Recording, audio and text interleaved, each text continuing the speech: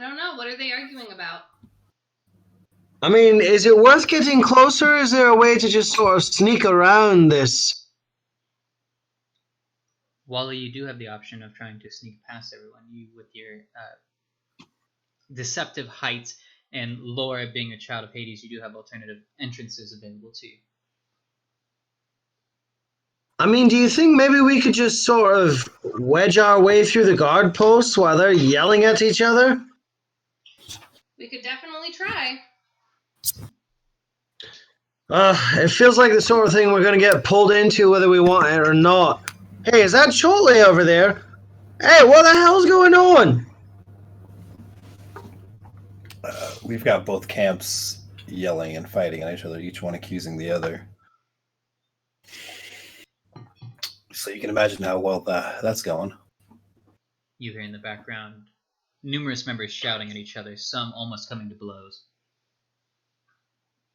I mean, so what do? Do we try to mediate this, or do we just cut and run and hope we can save the world before they kill each other? I say we just get the Romans out of here. I mean, we had them at a camp. They're not going to camp nearby if they think they're going to burn down. Well, we're already making our way over to the west coast. We might as well give them a ride while we're already out there. You think they'll trust us? It's either going to be us or the camp, and we do have some history with them. All right, lad, it's your show. Go ahead and start the press conference. Wally, you notice as Chole gives a faint sigh as he turns towards the large congregation that is now grouping in front of him. Chole, you notice that every member of camp is currently present with the exception of Chiron, who has somewhere else to be presently. The guard post that you're standing at has roughly 40 people in front of you. Off to your left-hand side, you see David and the 6 other Roman compatriots with him. I look for Cruven. You find him standing between Thovark and Rodney, all neck and beefy muscular structure. I spot Cruven and I grab his shoulder as I yell out to Thovark and tell him, Thovark, I think it might be best for us to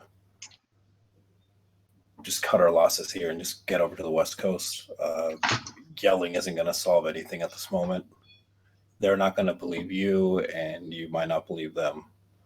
But we know that some other play is going on. There is foul play here, but I don't believe it's from the camp. I believe it's another entity. We had a similar occurrence back when the Oracle spoke and the horses were unleashed. What makes you think that? What makes you think they're linked? From the burning remains of the campground, of your makeshift camp, I surveyed the area and I found similar footprints that I had found previously belonging to one perpetrator. What kind of footprints were they? They were stiletto heels. So it would indicate a female, but I haven't seen these tracks since, and it's very strange for them to appear just now, at this moment in time. That is quite coincidental, if it's by accident. But you might be onto something here, Shilton. How do we proceed? We can just leave them behind and let them get blue in the face if they want to keep arguing and shouting at us. That's what a lot of the camp's been doing lately. And honestly, I believe for everybody's safety, we should just hightail it out of here. Because having a peaceful conference at this moment in time does not look like a possibility. All right, then. Does Wally's offer still stand for him to take us across? I believe so. I don't see why he wouldn't offer. Why would he choose to make the situation worse? But I mean, worst comes to worst, we have another means to take you to the West Coast, but since this one's on the way and we're making our way over there, I feel like we could stay together for a while longer. At this point, Wally just turns and starts walking back towards the arena, waving a hand over his shoulder. Well, come on then. Thoberg looks over at Rodney, grabs Kruben by the shoulder, Doros, and turns, leaving Rodney to try to quell the masses before they just start to eventually run and hightail it out. Rodney turns to everyone else that is still remaining and says, "Well, we bid you a fond farewell. That didn't come out right. Bye!" And runs out, following behind.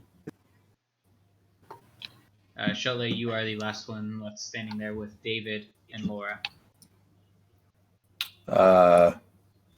I tell them I have to go pick up something quick, but I will be returning back to the ship shortly.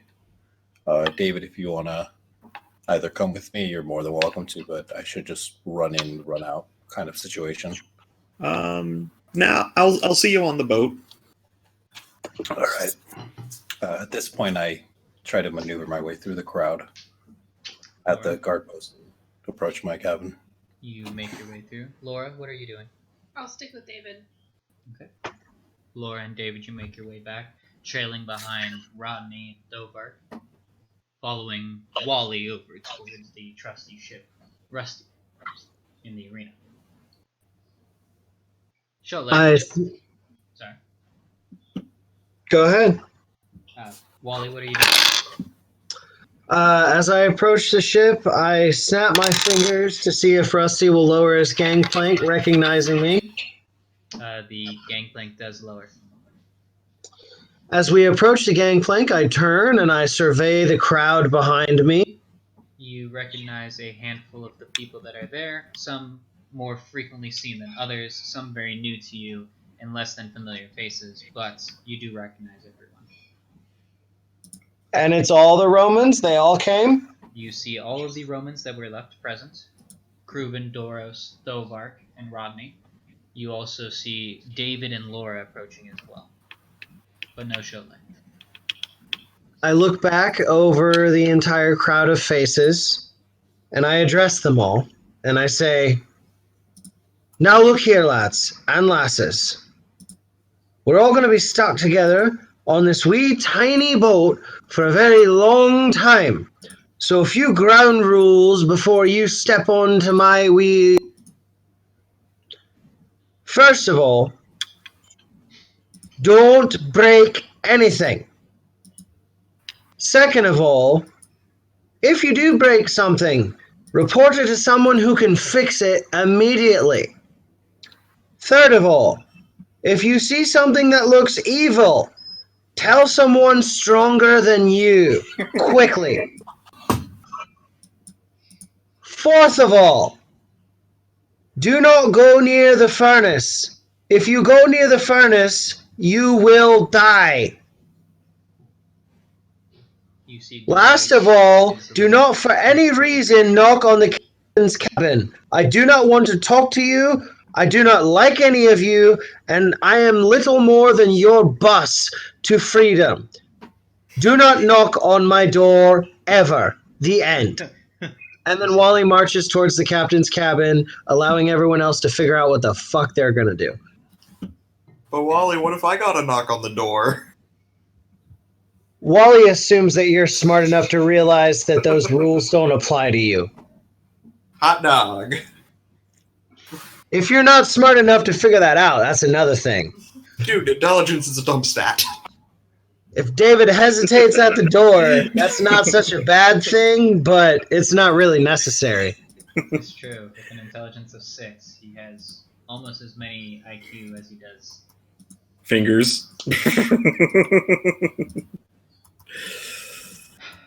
Well, we cut over to Shotley, who is now entering into the camp as he's proceeding forward towards his cabin. Please do. That was way too much leadership for Wally in 1 week. Shotley, you approach within 20 yards of your cabin and look about The door is surprisingly left open. I carefully look around the cabin door to see if anything is amiss other than it randomly being open. Alright, then we will roll investigation for you with your +3. You rolled a 17. You look about, searching to see for any tracks or any signs of misdoings, any traps that might be set, or any cause for the door to be open.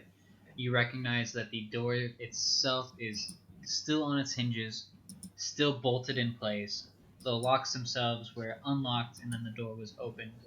Based off of the tracks inside, there are only tracks leading outside, but no tracks leading inside.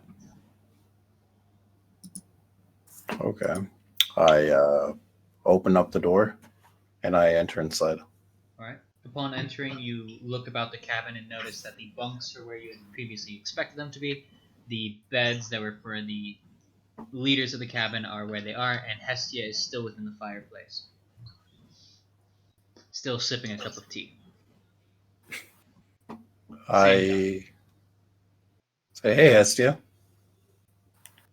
Hey, Cholet. Any reason the door is just open?"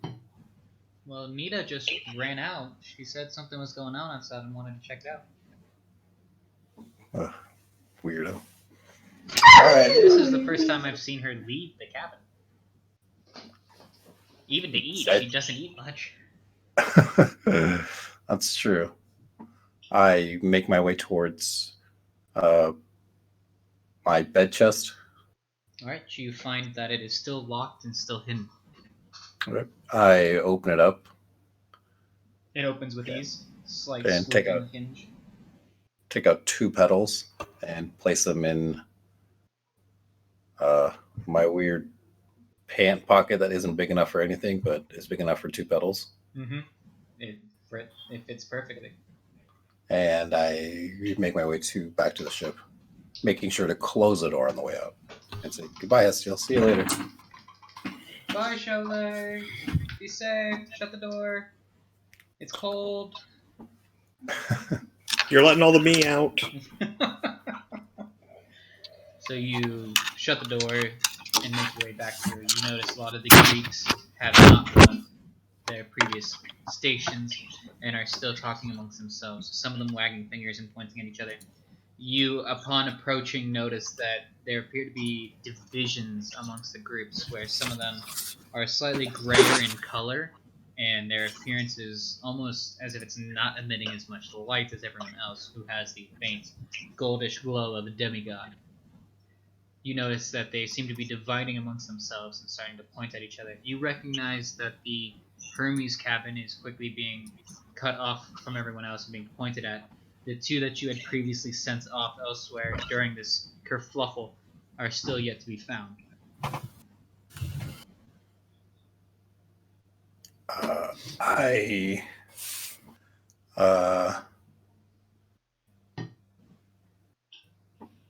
I try to look for Brian. Alright, we're going to roll perception for you then. You roll a 13. You look about and you notice that the majority of Hermes' cabin is present, and as you're continuing to look, you hear behind you the closing of the cabin door. You look back to Hermes' cabin and you see Brian leaving from there. I walk up to Brian and I say, "What's going on? Why is Hermes' cabin being segregated?" It kind of started happening as soon as these pedestals appeared. All of us don't really feel the same, and the rest of the camp is starting to look at us funny.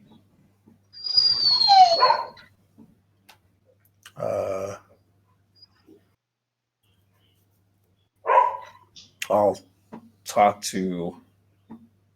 I'll see if I can figure out something. For the moment being, just tell the captain to stay safe and keep an eye out. Well, I don't really have much authority. You left me and Fiora over here in charge once you left, but they're still looking and yearning for that leadership that you used to have. It's kind of left a void for us here since you've been gone.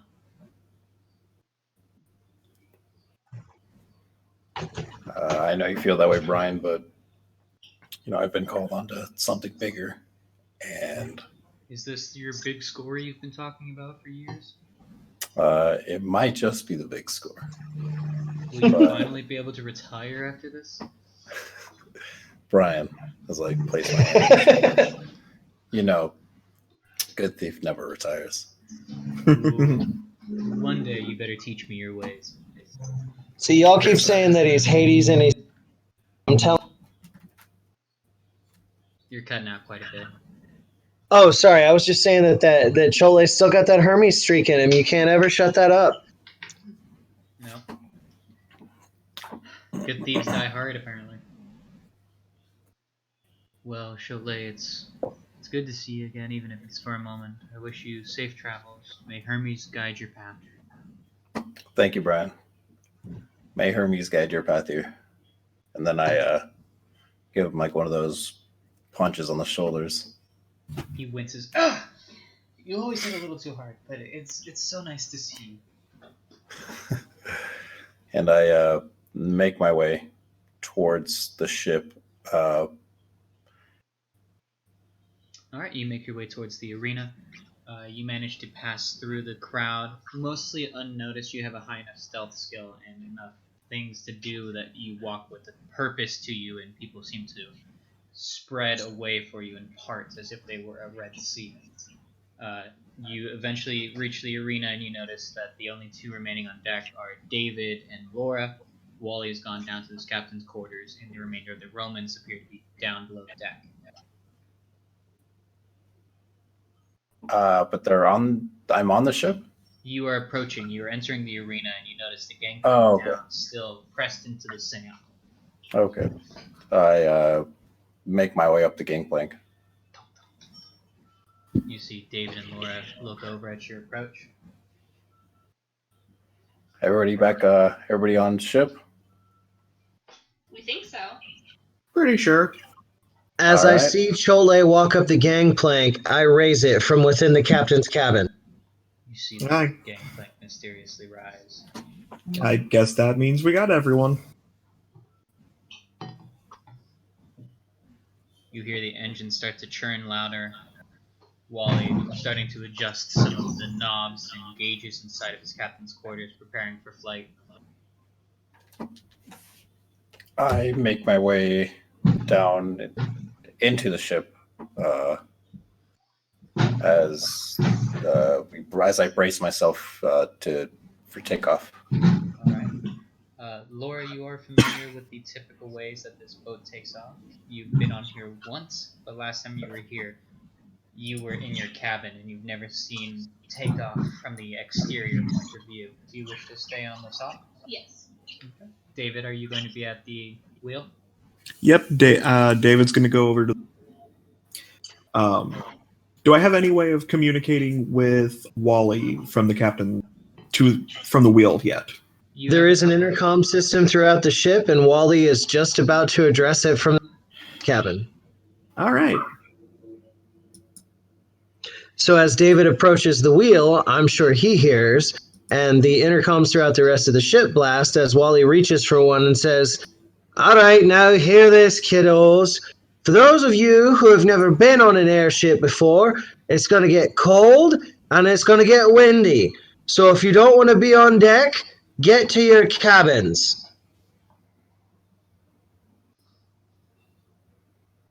Wally then plots a course, more or less a straight line from where we are to San Francisco, and begins the process of powering up the ship to fly that distance. Alright. What does it look like to power up the ship from the captain's quarters? It's a sequence now because of the upgrade. It is there are a bunch of touch screens mounted in the air, Wally stands there and he swipes his fingers across multiple screens, checking safety systems, tapping a green OK button when it appears, making sure that none of the oars are still extended and so on, and hitting green OK buttons for that, and then eventually laying in the course and hitting an OK for that, and then at that point he hits a slider that once he gets it all the way to the right side of the screen, a green OK button appears and the ship goes through the motions of taking off. All right, David, you notice as the ship churns below you, thrumming and humming with power, you feel a slight shift, almost a tremor beneath your feet, and the ship starts to rise. You feel the wheel itself spinning inside of your hands. Before you're able to grip it to stop, you recognize the ship is guiding and levitating on its own. It changes and adjusts its course from previously facing north to a western direction and takes off. Cholet, what are you doing? I am making my way down to the armory. Right. You take a couple of flights down the stairs, across a long corridor, and you find the armory. It is a solid wooden door. It does have a brass handle to it and does appear to be unlocked. I go inside the armory. You twist the handle clockwise, proceed inward, and shut the door behind you. You notice racks upon racks of weaponry, bows, arrows, swords, shields, axes, hammers, a plethora of weaponry at your disposal. I try to find a weapon similar to my now broken sword. Your previous broken blade that you had was a small hand tonto blade tipped sized knife. You find similar cut daggers made out of celestial bronze. If you wanted to, you also find a selection of short swords and long swords as well, of similar tips and lengths. Okay. I wish to find one with a sheath. All right, you reach out with one hand towards a few of the different blades that are presented in front of you in varying lengths and sizes. Some have wider, broader hilts to them. Some have crossguards. Some you find to just be katana style that are entirely cylindrical the entire way down. And before you finish reaching out to one, you notice that your mage hand from behind you reaches out and grabs a sheathed sword that is pressed up against the wall and pulls it out. Okay. At this point, I wish to attach the sheath to my hip and look for the petal that was in my pocket. You feed the hilt of the sword and sheath into a loop on your belt and pull out the the moonlace petal. I wish to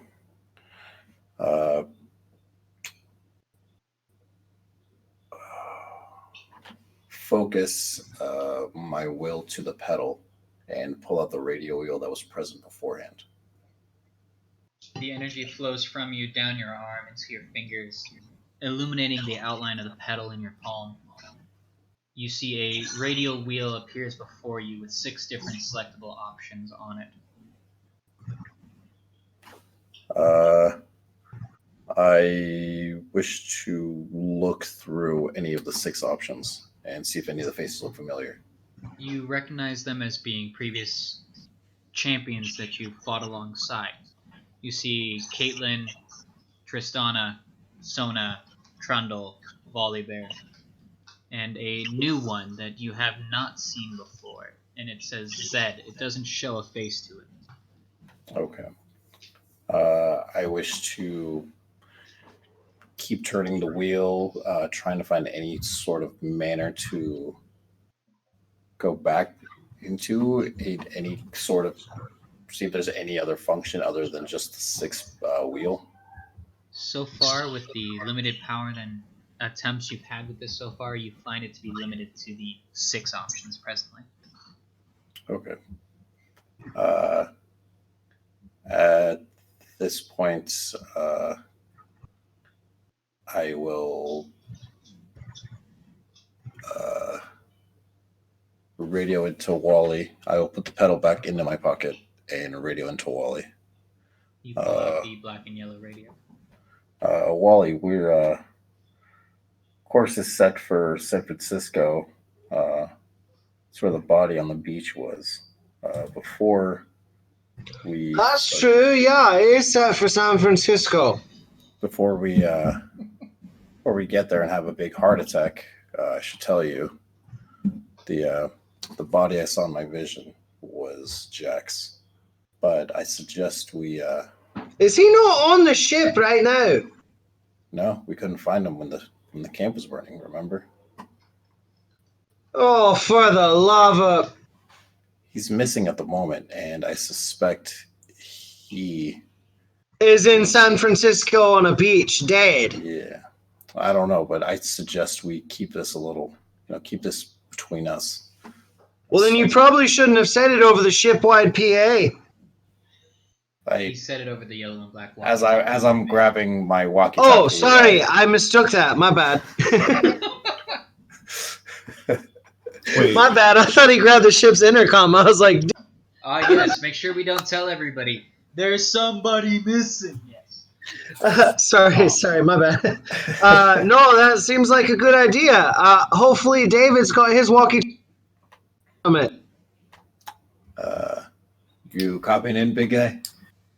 Yeah, I heard that. All right. Did anyone near you hear that? Nobody. Nobody here, but David, I feel like it's time for you to tell the world's shortest story while the rest of us tuck in for a long journey. I actually did. What are you doing on deck with Laura while flying to San Francisco? Well, I was planning on driving the boat, but I don't believe David was aware of all the upgrades that Wally's been doing, so he's a little bit surprised to see the boat flying itself. Little surprised, a little bit like, oh, that's cool. What do I do now? I guess I don't gotta drive the boat. Is there something you'd rather be doing? I also would like to go to the, I think I checked before, did the armory have any workbenches in there? There were no direct workstations inside of the armory. It's mostly for exercising and testing the equipment, but there is a workshop. I'd like to go to the workshop. You descend a few flights of stairs through a narrow corridor, eventually making your way to a workshop. It has a craft section on one side, has an arts section on the other, and a huge set of forge on the other. I'd like to go to the forge and pull out the 3 broken pieces of my sword. Alright, you do. They are jagged and rough along the edges, sharp and brittle in spots. I'd like to spend pretty much most of the time on the boat flight, familiarizing myself with the setup and trying to, at least, even if it's just a poor patch job, getting that sword into one piece for the sentimental reasons. Alright. It's going to take you the majority of the day to familiarize yourself with the bench. You're familiar with the flight path that they're going to be taking to San Francisco, as you have previously crossed the United States before on your own. However, this time you're flying at a much better speed than you were previously crossing the United States. However, you will take several days to get across, so this might be a bit of journey that you can spend time and come back to later as well. Go ahead and make an intelligence check. Ooh. Why you doing me dirty? Oh no. That is a 0. Ooh. So that's a 2, and with your -2 makes it That's a a- 0. Yeah. You spend some time staring at the broken lengths of blade in your hand. You recognize the 3 pieces that were formerly one, the sole solid claymore that you're familiar with, that has your lineage described and etched in the edges. As you stare at it and take more information out of it. You're mostly confused why at the hilt of the sword you see Poseidon, and along the length you see several other members of your family, your mother, your uncles, your fathers, your brothers, everybody going all the way down, and then you also see Poseidon again, and you get a little fixated on that. You start to question, what kind of a tree is this? It looks more like a patchwork job, maybe a crisscross of some sort of fabric. You get a little caught up in your words and thoughts, unable to perceive more than it's sharp, it's metal. You suspect you might need help to better attune yourself to the setup that you have, and to make progress on this, you might want to search for help. It's going to take us days to cross the United States. At some point, Wally's going to wander to the mess hall for breakfast. Just wait for your chance. Yeah. You stare at the blade, give Nope. out a yeah, as you then continue to What? try to hone the edge of the blade and try to prepare yourself for some sort of metallurgy that you've never participated I in don't know. before. But you're busy, right? Yeah. Laura, you're left on deck as David descends. What do you do? She's going to make her way back to the cabin that she was in previously to keep working on the files. Alright, you descend a few sets of stairs, through a corridor, and find your cabin undisturbed. Door unlocked. Cool. I go in and start jotting down notes in the new notebook that I have. Nice. What does this new notebook look like? It's purple and it's got my name on it in rainbow letters. Nice. And I imagine you have a fancy pen for this as well? Yes, fancy pen with an owl on it. Nice. Who gave you that? Wally did. Wally knows what she likes. Yes, he does. Alright, Wally, you spend the remainder of your time doing what? Well, you say the remainder of your time. I'm assuming we're going to be on this boat for several days. So, For just today, what do you spend the remainder of your time? oh, okay. All right.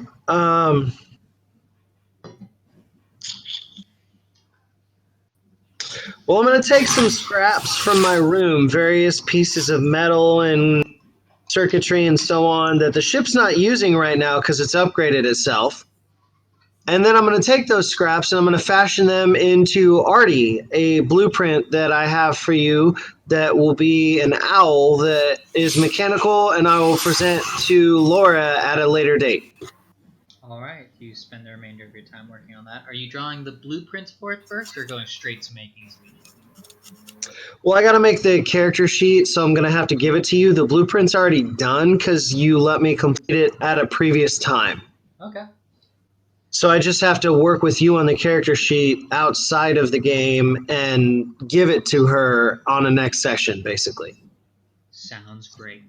So you spend a lot of time working on that. You're going to be interrupted sometime in the evening for dinner, as will the rest of the group as well. Sholtai, what are you working on? I will be. I'm going to take out that. Actually, I'm going to look around first to see if anybody has followed me, or is anybody in the armory with me. You look about and notice that there are several other Romans inside of the armory as well. You see that Kruven and Rodney are there. Thovark is supervising them sparring in the exercise area that's surrounding the armory. You notice that Kruven has quite a lot of strength over Rodney, but she's dexterously dodging and trying to parry his blows. They seem neck and neck. Hence another pun based off of Kruven being all neck. I wish to radio into Wally and ask him, is there a private area I can train in, Wally? I feel like the belly of the ship's probably pretty vacant. It's mostly meant for cargo storage and the like, so you might find some room there. Oh, Roger. And I make my way to the cargo area of the ship. You descend a couple flights of stairs, find yourself in an empty cargo bay with small bits of scraps in different corners and some wooden boxes that have been pushed off to the side and emptied inside. At this point, I wish to pull out the pedal again, You withdraw the pedal from your pants. and I go to the faceless icon that was previously there beforehand. All right. Where is that? You rotate over towards the Z figure that you're referencing. Do you activate it? I do. Fantastic. You crush it in your hand, and you watch as the golden dust pours over your palm, falls down to the floor of the ship, and your mage hands reach out from behind you and reach down into the ground, descending much further than you think they would go into the boat. And usually they do abide by the laws of physics and are tangible themselves, not able to press through material like this. But they descend further and further, and you feel them going lower and lower. And finally they grip onto something and pull it up, and you start yanking from far down below, and you feel struggling as something is writhing and fighting against the hands that are pulling it, eventually making its way and pulling it out of the ground. You see at first there is a silver metal-topped helmet with two slanted eyes appearing out of it, with a red feathered top. It then ascends into more of a body as the hands themselves are lifting up from the armpits. This creature begins to take form and shape in front of you, mostly masked in shadow, and then takes the form of a humanoid figure known as Zed. It appears to be a Shaolin-style ninja. I look at him and wait for any response. Now that he's As been you pulled out. stare at him, his eyes seem to fade from the red that they previously were. The red strips that were dangling from the top of his helmet seem to fall down and wrap around his head as a hood, and you see that he sharpens his blade standing there staring at you. He has a blue aura and outline around him.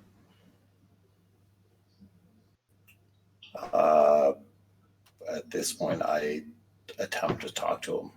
Say, Zed. You get no response.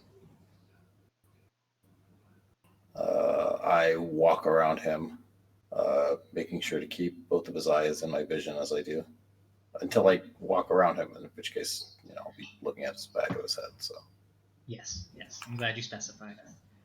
You circumvent him, taking an appraisal of his body and posture. You, after taking a once around of him, notice that he is more of an illusion based off of it and doesn't seem to have a lot of mass or physical tangibility to him. In certain areas, it gives off a shadowy aura around him.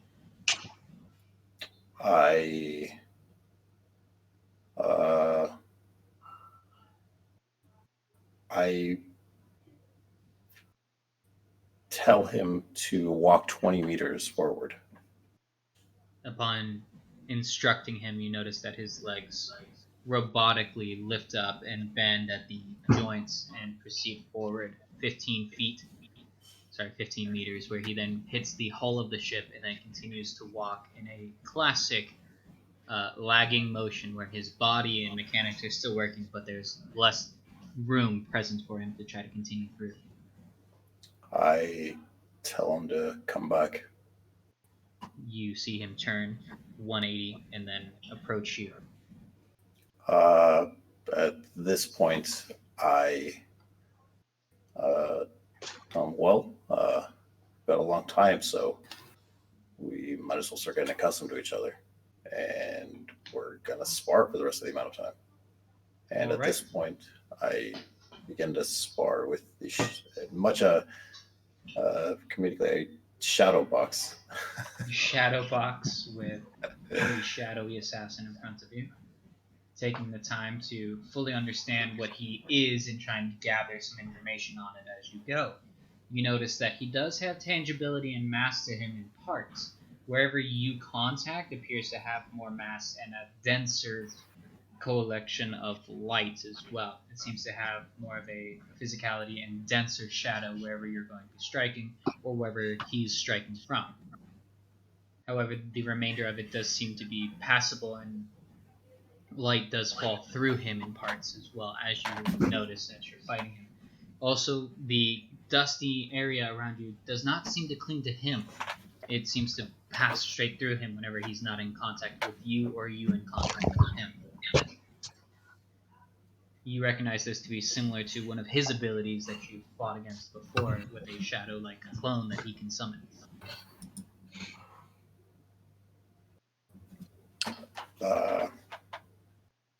I'm just going to continue sparring with him and getting a feel for using my old sword style again. Alright, you do so. And after a few hours of practice, you do attain a better level of perception of the clone and a better weaponry style with your sword. Do you have a name for your sword? I don't. I haven't remembered it yet. Okay. Amazing answer. When you do, you will be receiving a +1 to attack with it after you have honed your skills enough with it. So far, you've made tremendous efforts in that, and you suspect as soon as you remember a name for it, it will receive that boon. Okay. After a few hours of your sparring, David, what else Yep. are you doing? Well, how long was I in the workshop, going over the workbench and familiarizing myself with? Since you weren't looking out the porthole for most of the time, you just noticed that the sun has gone from a noonday high blazing heat to a slightly lower angle as it approaches afternoon. You look about and find a clock and realize it's a little hard to read it, but you see it by a big number 3. And you think that it's probably 3. I might go to the mess hall, see if I can find See if you can find a snack. a snack. Yes. Snack time. Alright, you ascend a floor, find the mess hall, and you notice that you're not alone in there. You find yourself sitting with Doros, who has also been in the mess hall himself, quickly adapting to the new scenario that he's been delivered to, and struggling with the munchies that he finds himself encompassed by. How you doing? Hey man, it's good to see you. Whoa, do you have one eye? Yeah. Oh, that's cool. Can you cook? I can try. What do you like to cook? Easy things like mac and cheese, Ooh. sandwiches, Ooh. Man, I mac and used to cheese know this- sandwiches. Oh, that sounds good. I used to know this really big guy. He also had one eye. He loved to eat towels. He would wait until we made like beef and chili, and he would just dunk towels in it, just wring it out into his mouth, and then also eat the towels. That does sound pretty good. I might have to have dessert. I had these really good lemon towels a little while ago. Were they made out of lemons? No, I don't know. They felt like towels but tasted like lemon. Sounds good, dude.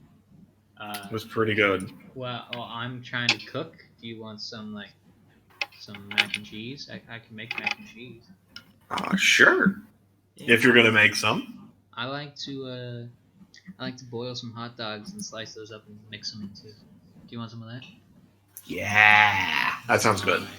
All right. Well, just you wait. I'll make you some food, but you got to tell me the story. What kind of story do you like? Well, something that's not really gonna kill my buzz. So a good or funny story would be nice. Maybe even like a limerick. Do you know any short stories? There was once a man from Nantucket I knew. Really? What happened to him? Well, you see, he had some genitalia that was so long, it was rumored he could suck it. But then he took it over to a neighbor who thought it was a snake, so she hit it with a rake. Ooh. He was never the same. Yeah, usually when a rake hits you there, it's really hard to walk away from that. I imagine so. I'm quite lucky that I wasn't also hit with the rake.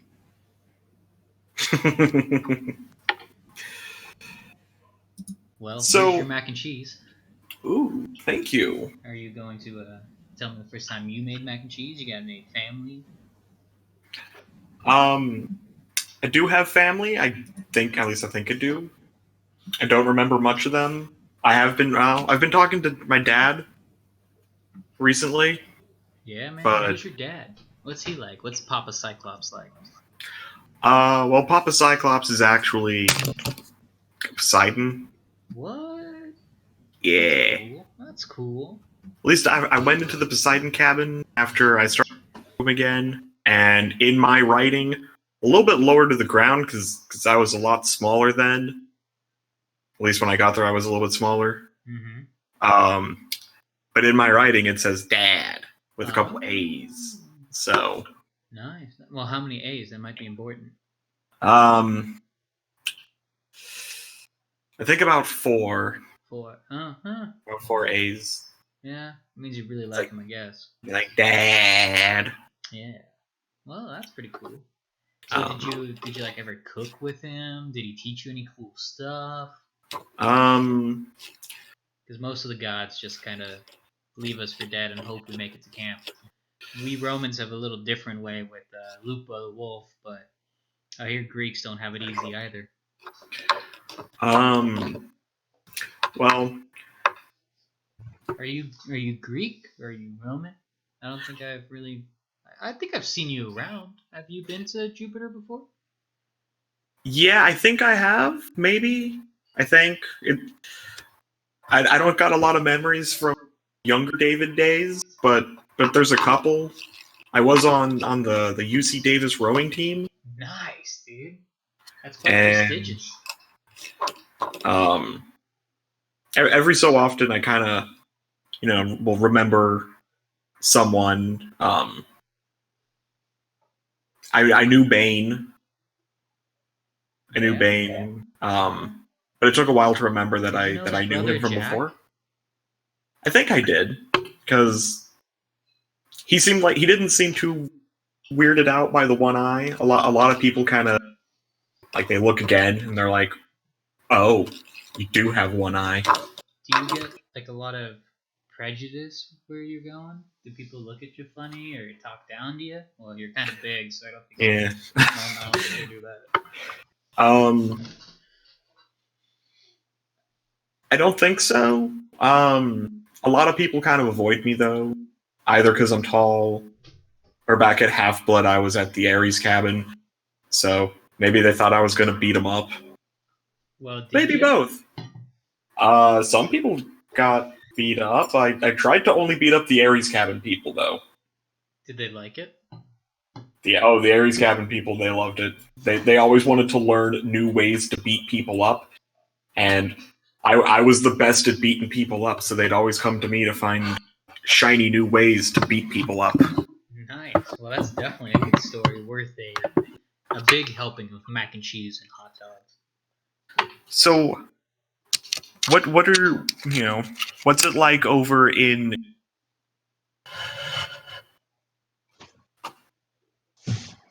For you, I mean. Well, you cut out a little bit there, so you said Oh, what's sorry. it like in? Oh, it's like, what's it like in Camp Jupiter? Like, for you? For me, it's pretty well regimented. They're actually quite strict if we're not out on quests or trying to investigate. We have a lot to do, and it feels like very little time to do it, man. Well, let me draw you up a little map real quick. We've got some areas that are pretty cool. You might find them familiar as well. There's like this area that we have to get in near. It's kind of like this overpass, and you gotta make sure you can see the gate because that is also a huge part of trying to find the camp. It's kind of well hidden that way and protected. You also have to pass the Tiber, which is not the easiest thing to do, but it is possible. There's a couple of different bridges you can use to get it here and there. But I like to spend a lot of my time out in the field of Mars whenever we end up setting up like scenarios. Like a lot of the time we spend practicing siege or practicing defending, and sometimes it's really nice to just be the one that's on guard duty and pack a bowl and toke while you wait, since it's kind of easygoing. But I also really like to fight, man. I don't really get the opportunity to do that a lot because everybody just thinks that I'm lazy. What do you like to fight with? Well, I got this staff that I don't really get to use very often. It's kind of like my dad's staff. He has a big like acorn top to it. Bacchus, you might be familiar with him. It's kind of like your Dionysus at the Greek cabin. But I like to whack people with it. It's kind of fun, pointy on the end, so it doesn't really hurt too bad. But I can like pop an eye out if I really try hard enough. Ooh. But I only got one of those, so I got to be careful around you then. It's pretty cool. I can also practice shape shifting too. Ooh. Yeah, I haven't done it a lot lately because you guys are just so cool to hang out with. I didn't want to like freak anybody out if it's new or different to them, since from what I've gathered for most Greeks, nobody really changes their shape other than I think Jack could do it a while back, but I'm not too sure. What's the coolest thing you've turned into? Oh man. Well, the classic thing that everybody is taught to do first is to try to take the form of our general. We always try to emulate Jupiter and see if we can turn into eagles. Mine were never as big or broad-shouldered, and I never had the wingspan of others. But man, I really like to be a muskrat or sometimes like a honey badger, because then I can just eat everything. It's so nice. Nice. Yeah, man. But I know that Kruven and Rodney were very frustrated and angry earlier when we woke up and everything was on fire. Rodney doesn't like to show her tears or frankly be anything other than, the charismatic daughter of Aphrodite she wants to be, daughter of Venus. But it's interesting because I've seen more emotions from her in the last couple of days with you guys than I have for years at camp. She's so strict on herself and never lets anything show. Well, I mean, we haven't been around all that much, but kind of from what we've seen, you've had a rough time lately. Yeah, nobody even asked us how we got here. We just showed up and you guys attacked us, and we tried to figure out what was going on. And then Shivana, who we thought was our friend for this whole time, turned into a dragon and burnt your big house down. And then we got blamed for it, which was kind of our fault, but wasn't our fault. Damn. I kind of figured you just walked there, took a train. Well, how did you get there? You make it sound so easy. I walked on my bare feet. I found bare feet. You found bare feet? I found a bear and then I took its feet. Well, that's one way to do it, I guess. And then I went to the Half-Blood camp with my bare feet. All right. Well, it's cool.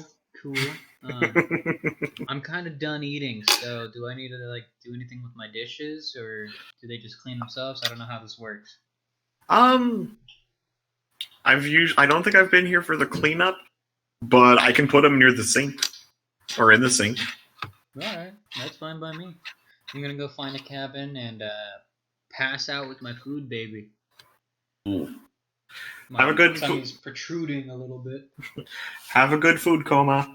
Nice. All right, bye. Catch you later. Doros then leaves his bowl by the counter and proceeds out the door. You're left inside of the mess hall by yourself until Laura finds herself craving some food and enters as well. Hey, David. Hey.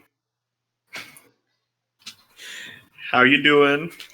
I'm doing all right. I'm looking for some more hot tea. Have you seen any? No, not yet. I don't know where tea would be in here, but this seems like the place tea would be.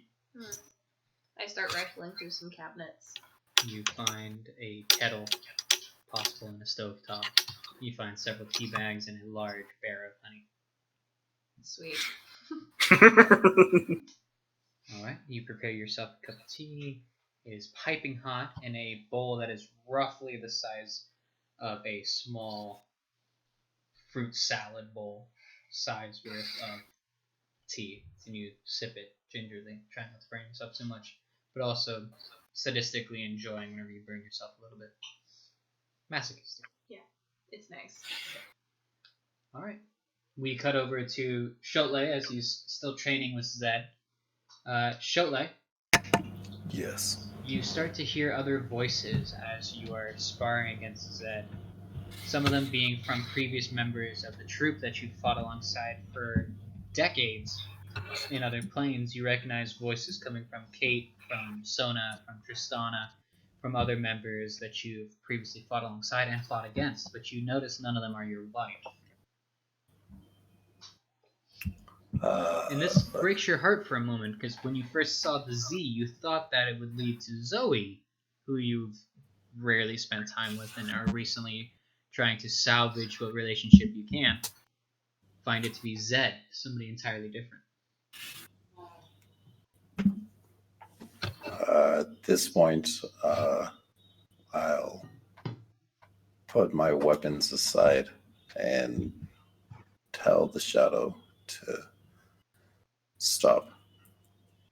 The shadow pauses for a moment, lowers its blades, relaxes its shoulders, then bows, crosses them across his chest, and then vanishes.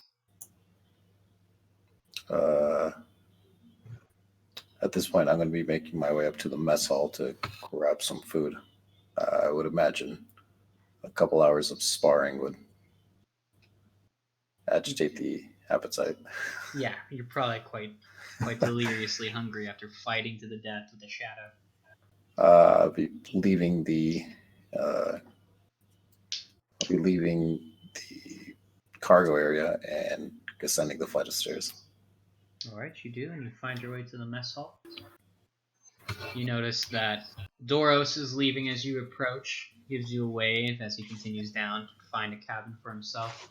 You still hear off in the distance more swords clanging together, and you hear the dull roar of Thovark still shouting orders and commands to help them train and spar, trying to communicate and give directive to their current frustrated wailing on each other.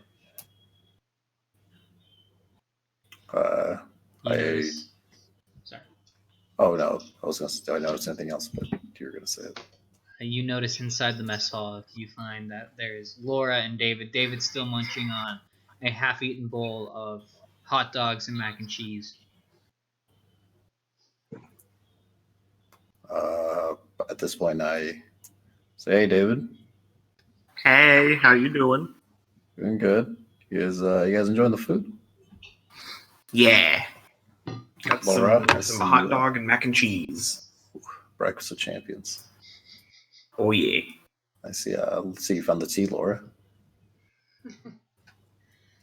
Nice to see you too. I make my way past them, and before I leave, I reach in my backpack and I place it on the table. Here, you left this in the cabin.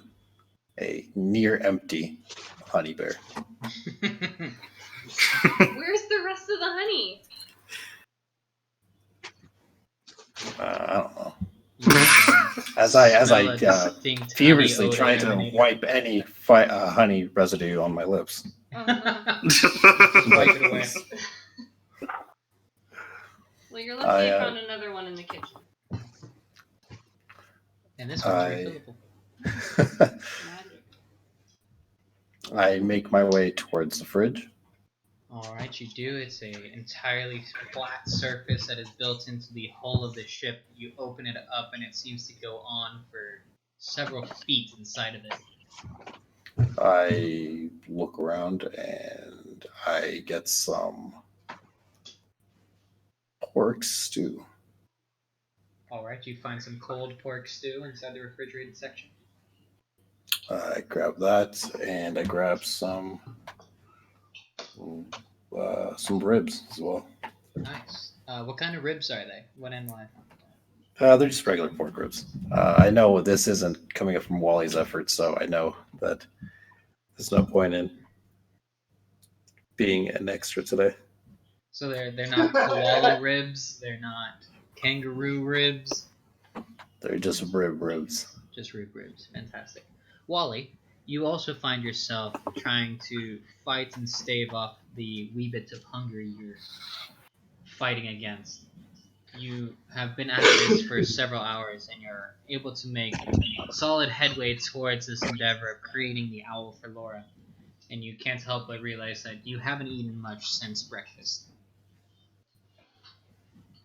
Do you Alright, so I'm gonna wander towards the mess hall. Alright, you descend the stairs and find Laura, Cholet, and David also communing and eating.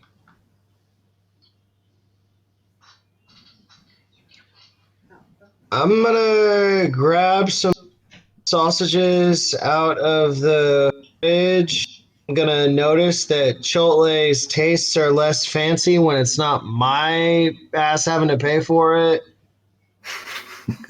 And then I'm gonna slowly start wandering back towards my room, unless somebody stops me.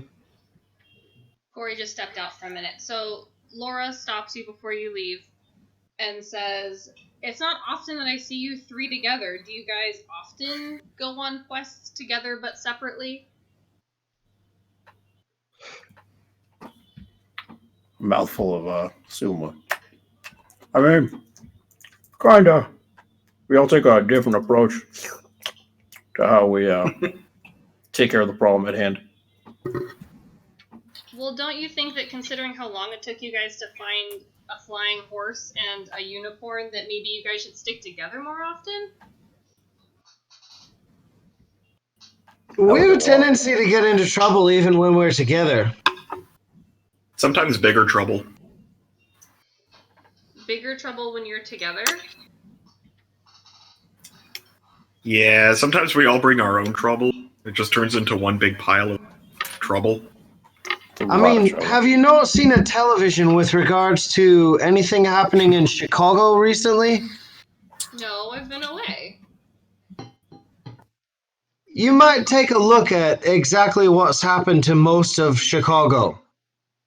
What did you guys do to most of Chicago? I mean, we didn't do all of it, but we... And it certainly wasn't less because of us. As you narrate this, Wally, you notice over in the corner a television set emerges from the wall, showing the familiar news channel that you had previously seen in Chicago. And we're all looking at it now? Wally, what is the description of the aftermath from the famous newswoman Jaina?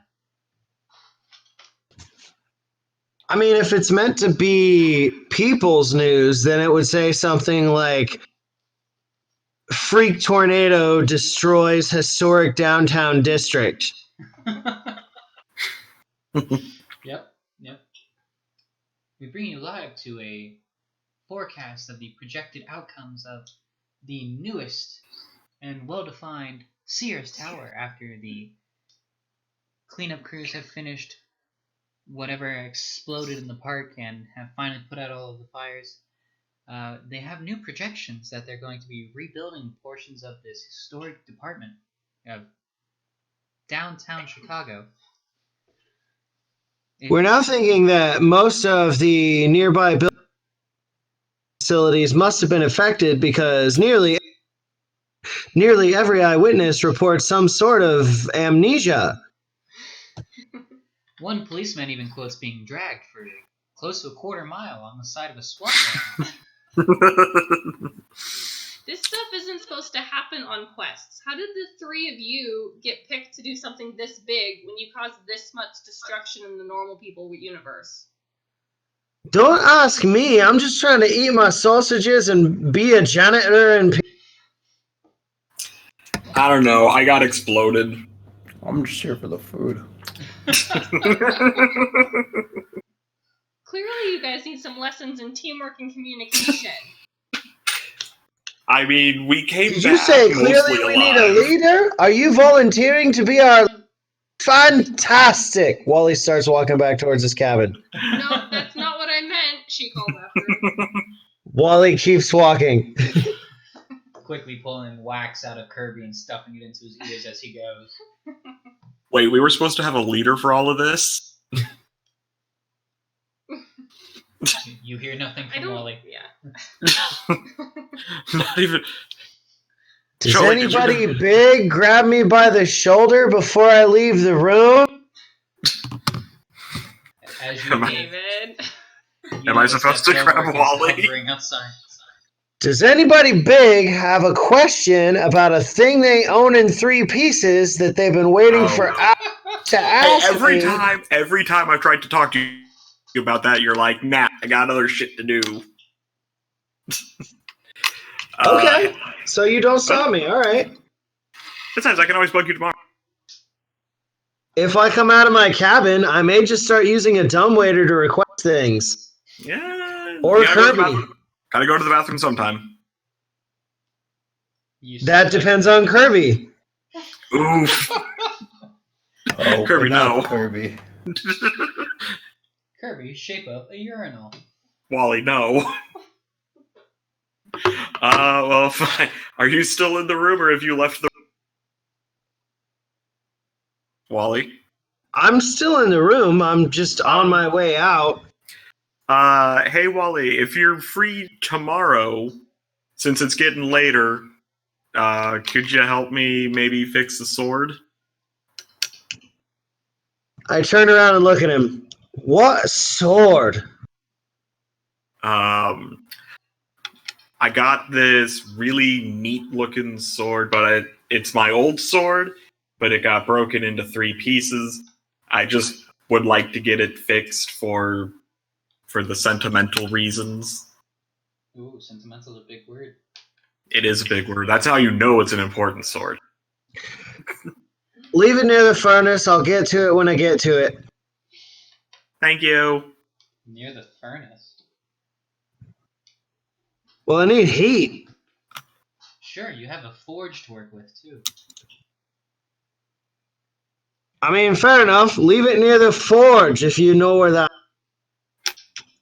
He has Isn't been that to the in the- crafts area, yes. Yeah. He was staring at it and wondering how to use it before he got distracted. Okay, so I'll go leave it at the forge. Alright, you leave. Sure. Thanks, Wally. Off to my cabin with my sausages. And that's not code for something, kids. You make your way to your cabin, opening the door with ease, shutting it behind you, noticing that the monitors appear to be status normal. The fuel gauge itself still hovering at 3/4 full, approaching towards half. On course. Still appears to be on course. Status nominal. Everything looks normal. Wind is of a tolerable discrepancy. The exterior temperature is as cold as you would expect it up here in this altitude. What altitude are you flying at? I think Wally at this point would just look to one side of the room where, because that's as much of a bed as a captain can be bothered with, and he would probably just sketch blueprints until he falls asleep. Fantastic. What altitude are you flying at? I think we're at a nice steady cruising altitude of like 25,000 feet. Fantastic. You know, from your endeavors here, this is quite above the typical temperature, below the typical temperature that people find tolerable, and the air is quite sparse up there, so you think that nobody else will be on deck, and that it's quite effective to have it on autopilot for the remainder of the journey while you doodle and draw your blueprints.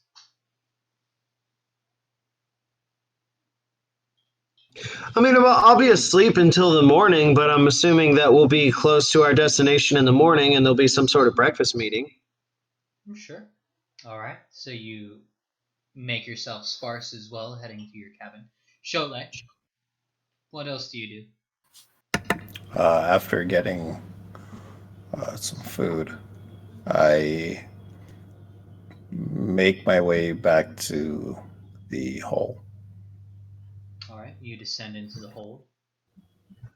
And I try to perceive if anybody has come in while I was out.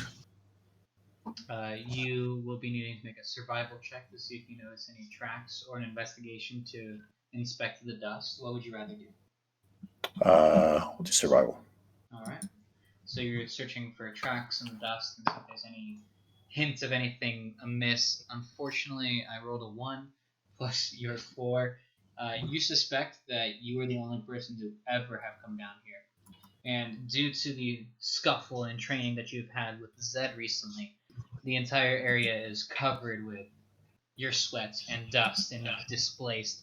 It's hard to find any sort of tracks, and the only marks in the area have been from your swords where you swung at Zed and he parries it and you stab into a nearby wooden box, or you clang against the metal hull of the ship. You notice nothing amiss.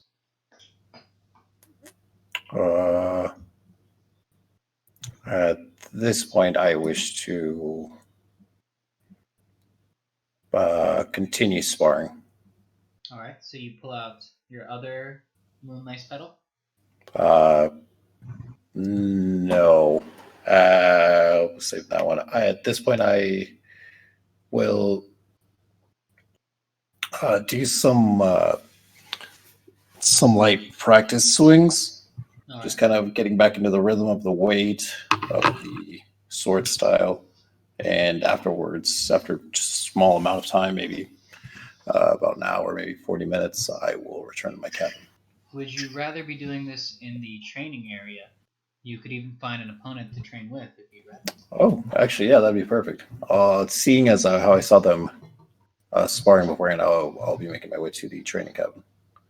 All right, you ascend Training towards area. the armory and exercise area that you had previously seen Kruven and Rodney training in. Upon entering, you notice that Thovark is still standing over them, talking to them, lecturing, pointing out some of their flaws and techniques and their shortcomings. You notice that Kruven is covered in sweat, Rodney as well, both wiping their brow, flicking it onto the floor, trying to cool themselves off, one of them fanning themselves with the edge of their shield, just trying to cool off from this intense session they just had. Kruven notices you first as you approach. Hey, you're back. Yep. It's good to see you. Thanks for whatever. Anytime. Is that sword new? Just something I picked out from over there. Well, that's a cool looking one. Yeah. It's a little puny, if you ask me. I mean, it's all right.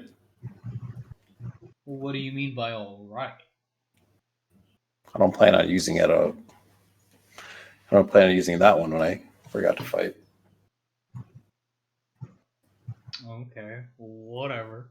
Well, Look- I'm gonna look head good back for- to my cabin, which I think it's over here. Might be over there. As he gestures about the remainder of the area, clearly confused on where he is in the labyrinth of a ship that Wally has. Well, I guess you can do whatever you want, man. He gets up and starts walking towards the door. All right. I look to see who else is here in the armory. You spot Thovark and Rodney being the compatriots he was sparring with and being lectured by. Yep. I walk over to Rodney. Hey, it's good to see you again. Hey, good to see you too. Looking for a sparring buddy. You interested in doing some light sparring? Man, I really wish you would have asked earlier. I'm quite tired and tuckered out after having fought Kruven for so long. And this guy barking at us the whole time. I feel it's... I'm a little hungry, a little tired. I'm gonna go shower and then get something to eat. But you're welcome to stay with Thovark. He seems full of energy and willing to yell at you if you get better. What do you say, Thovark? Well, sure. I don't see why not. It's been a while since I've swung my sword. You see, he draws out a thick broadsword. It is about 6 feet in length, and the hilt and shaft itself appear to be another 1.5 feet.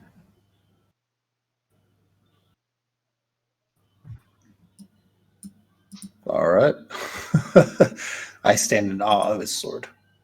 He draws it from its sheath, and you hear it hum with power. It itself is a similar color to what you're familiar with. This is an imperial gold. It's not the same as the celestial bronze you've seen for decades at the Greek camp, but it does still hum with the power that you would expect to be able to slay monsters. He draws it out and takes a stance. Well, I take my stance as well. alright, then I will have a contest between you and Silver. I'm going to grab another d20 so that way we can roll the 2 and see who can roll better. Your sword is a dexterity-based weapon. It's finesse, so you're going to be able to apply your dexterity modifier and proficiency bonus, which is going to be a +7. Thovark as well has a character sheet, and I'm going to pull it up. Yes, I made character sheets for Thovark. Yes.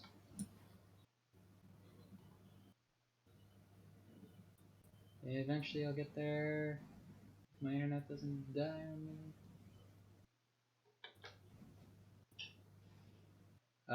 Thovark is going to be using his sword, and he has a +5. So it's going to be the red die. Okay. Olivia, you wish to roll 1?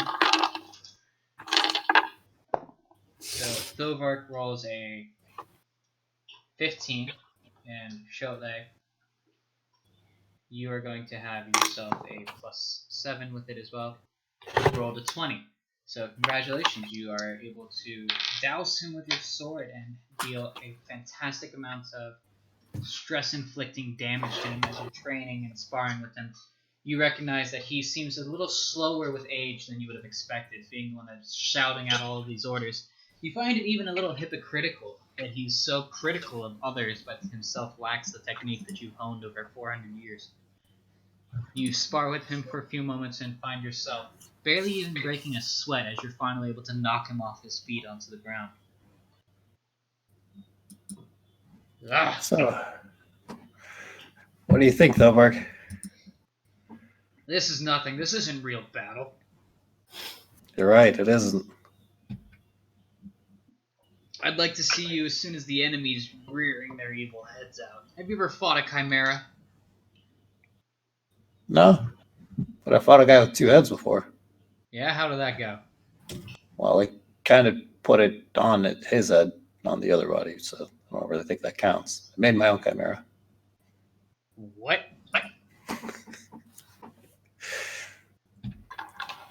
I go back to the starting area and assume my pose again, ready to spar once again with Thovark. Alright. So we're going to roll again to see how well you do this time. I'm having Novia roll first. Thovark rolls a magnificent 10. And Cholet, you roll a whopping 3 plus your modifiers of 3 and 4. So you also roll a 10. This time you notice that he's putting in more of an effort and seems to be sweating a lot more. And you notice this in the moisture that's building up on his purple Camp Jupiter shirt. His pants seem to be rippling faster and faster as he's moving, and you notice that there's a slight blur to him now. His blade seems faster, his strokes cleaner, and his form takes a harsher edge to it as you're starting to spar with him. You recognize him taking this a lot harder than he was previously. Looks like you kicked up the ante on this, huh? Yeah, I might as well put you in your place while you're here. All right. Show you how a real man does it. All right, now it's getting serious. All right, you continue your spar. I do. So Thovark rolls. You're awful at rolling, you know that, babe? Thovark rolls a 6. And Cholet rolls a natural 20. Woo!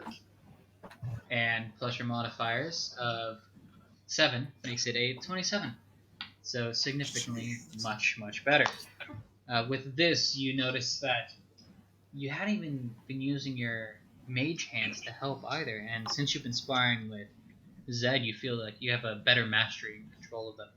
As you yourself are swinging your blade when he's getting ready to parry it or trying to block an attack, You manage to use your mage hand to push his hands ever so slightly out of the way, that your blows are able to land. And while you feint one way with the other strike, you're able to land a kidney shot with your mage hand, dealing only 10 pounds of pressure, but in pin-perfect accuracy. You're able to deal several strikes against him and break through his barrier and guard, and eventually wail on him enough that you knock him to the ground again. You see him fall and his sword clatter to his side as he's laying prone face up at you. Well, I didn't know you had 4 hands. Yeah, also had a lot more time to practice this than you have. How old At are this you? point. Older than you, buddy. As I sheath my sword, I extend my hand out and offer it to help him up. He takes your hand. You realize he's quite a heavy guy, but you manage to help lift him up.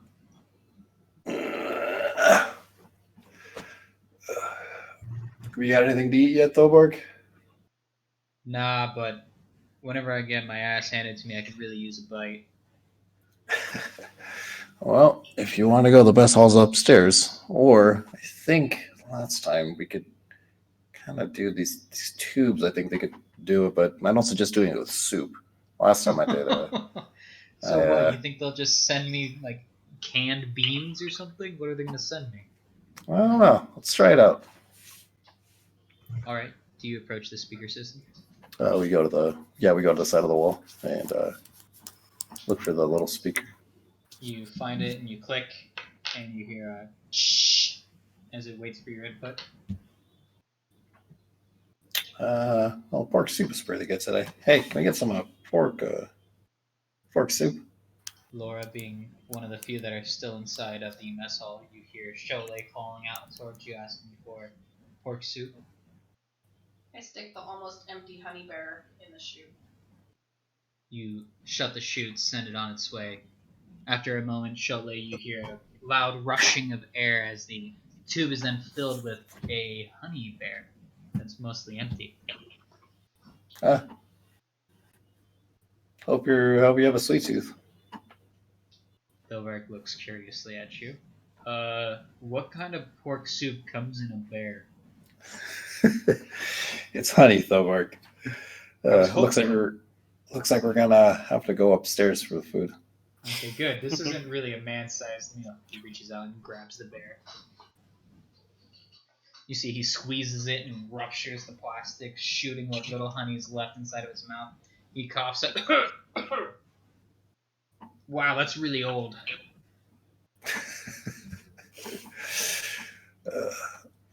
Well, you know how to get to the mess hall, right, Thoborg? This is my first time here. I've never been anywhere other than here. All right, I'll show you. Alright, you ascend with Thovark and lead him towards the mess hall, pointing out which room and door he needs to use. At this point, I say, well, just go here. You make a left, quick 360 turn, and then you're there. No scope, switch YY. Laura, you notice as Thovark, a tall, dark individual with gray skin and bald head with thick black tattoos over the top of it, doming and cresting like a crown around his head, approaches and starts to rifle through cabinets. Do they really eat around here? She just ignores him and keeps drinking her tea. You sip it gingerly as he loudly shuffles as many boxes and flips over as many cans of beans as he can find, throwing them off to the side. Is there any cooked food here? Do I have to do everything myself? She picks up her tea and goes back to her cabin. Alright, go ahead and roll a stealth check. I don't think she's trying to be sneaky. You do a much better job now. Alright, with your dexterity modifier and proficiency with stealth, you roll a 21. Ooh. He rolls a perception to see if he can notice you, and in classic fashion, doesn't. Oh. He rolls a 16 against your 21.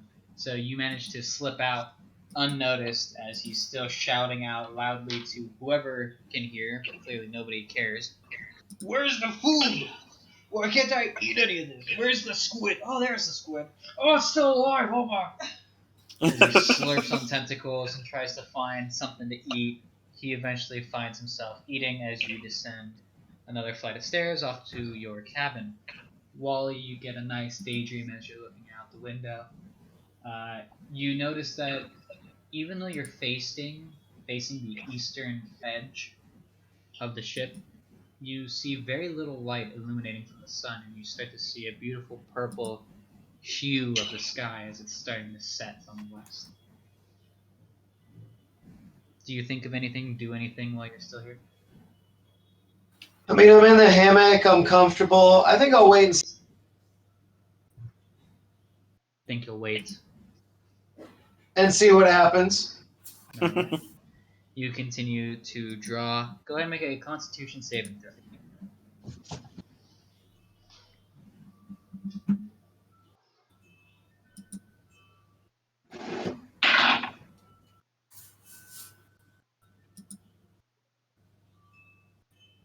That'll be a 7, sir. All right. Or actually a 6. Oh, no, wait. It went back up. 7.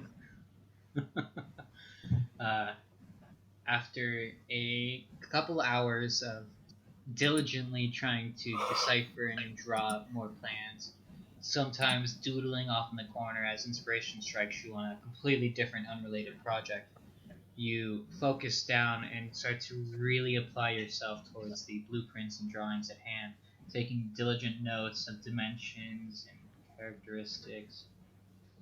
You start to feel yourself stretching and yawning as the energy seems to be draining from you. You continue to peer out the window and you notice some funky looking shapes in some of the clouds. As your eyelids start to get heavy, you feel yourself scratching at them, fingering through your beard, trying to wake yourself up as you're trying to remain conscious, because you know as soon as you get into dreams, it's always the same. It's never what you expect, and the gods always have a way of never letting you rest. Eventually, you find yourself too tired to keep your eyes open. The hammocks sway too alluring to you to withdraw and resist. You find yourself not able to withstand the ever so encompassing darkness that slowly spreads around you.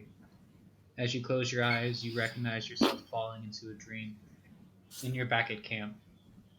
You recognize you're outside of the Hephaestus cabin again, similar to a scenario you've lived before, but this time you no longer hear the furnace and bellows inside of your cabin. You no longer hear the hammering of anvils and sawing and noises that you typically hear from craftsmen inside of the Hephaestus cabin, diligently working. It's eerily quiet. The only lights emitting from Hera's cabin. Go towards Hera's cabin. Alright, you find yourself drawn towards Hera's cabin, your feet moving almost on their own. You quickly approach and notice that the door itself is unlocked and partially ajar. There's a golden light that is barely cresting through the inside, through the slit that's visible. Open the door. You approach and touch the door. It's wood, heavy and familiar as all the cabin doors are. It slides open on pristine hinges. You recognize them, probably barely ever being used, which is also weird. You'd think they need to be oiled at some point, but no. Your dream seems to be eerily silent, and even things that you know should be making sound are eerily quiet. You make no sounds upon your footfalls, and even your breathing seems to be muffled and quieted. You enter Harrow's cabin and notice that immediately there is a wall obstructing visibility on the other side of the cabin. There's a 6 by 10 foot area that you're able to enter in and look around before you have to go around this central plinth that is very familiar to you now that you've seen it and heard it. You finally see it, having heard it described several times to you in passing by other cabin members, and once by Sholay describing these pedestals that have a basin on them with a huge body to them. They themselves being large bowl-like shapes with a intense blue burning fire. This one's slightly different. You notice that the blue changes to a pink hue. Who's the body? You ask into the nothingness that's around you. Well, do I recognize it? The fire? No, the body. I think there's been a miscommunication. You recognize the shape of the dish in there, the body referring to the vessel itself, not a tangible body. Oh. Same way a ship is described as having a body, or a glass is described as having a body. You recognize that my poor description of a bowl falters in describing it, but it is a bowl burning with pink fire. Cabin's empty? You are standing in front of a short wall that is obscuring your vision beyond it. You would have to navigate either to the left or right to get around the wall to see the remainder of the cabin.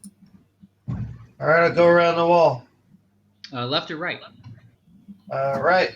All right, you go over around the right-hand side, and you turn the corner and notice that there's a series of tables with chairs surrounding them, pages flipping themselves and notes taking themselves, with quills hovering over pages and writing furiously. You recognize this to be very similar to the scenario you saw inside the courthouse, where previously what Laura had called files were waiting to be investigated and questioned. These appear to be something else. They are taking notes, they are writing, they are filling manila folders with written scripts that you recognize to be Greek.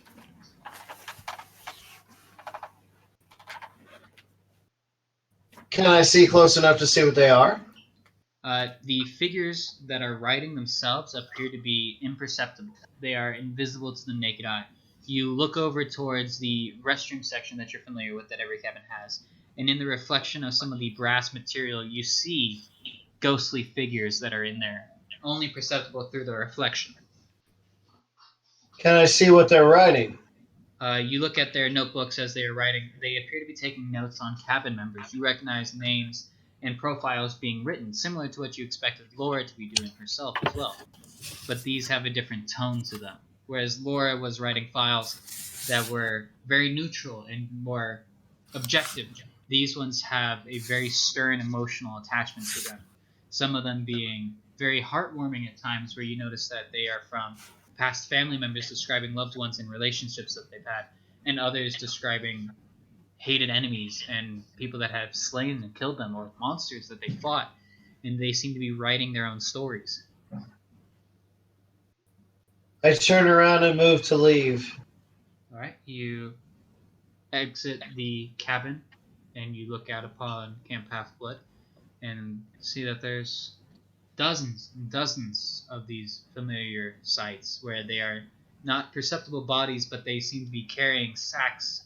Some have satchels, some have lunch pails, some of them are carrying swords, and you see armor floating as it's walking back and forth as you recognize what should be Ares cabin members that are going towards their guard posts and stations, and you recognize this to be very similar to how you left camp. But the people are gone, but their articles remain.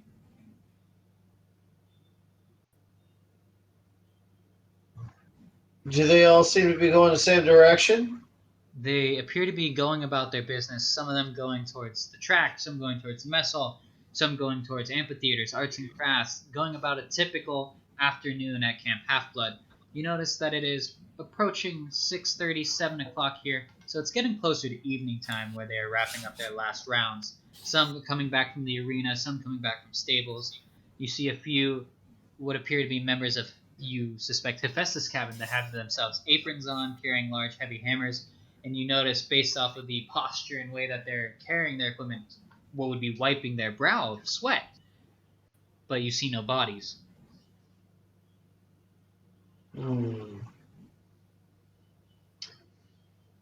I start wandering towards the Festus cabin.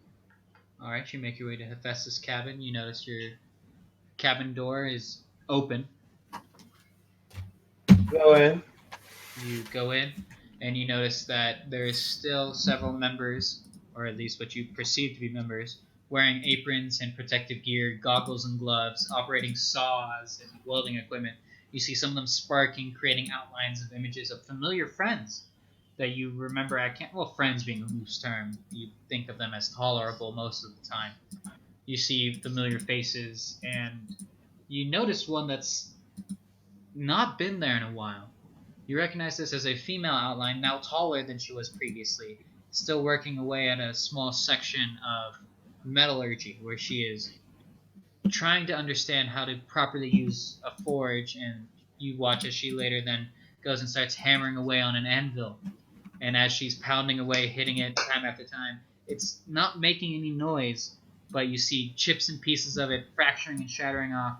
You see one shard splits straight towards her and hits the cloth rag that's in front of her, covering her chest, and it burns a small hole and then falls onto the ground. And this is the first sound you hear in the area. You hear a, ah! Ouch! As she kicks away the burning embers from the material she's working with.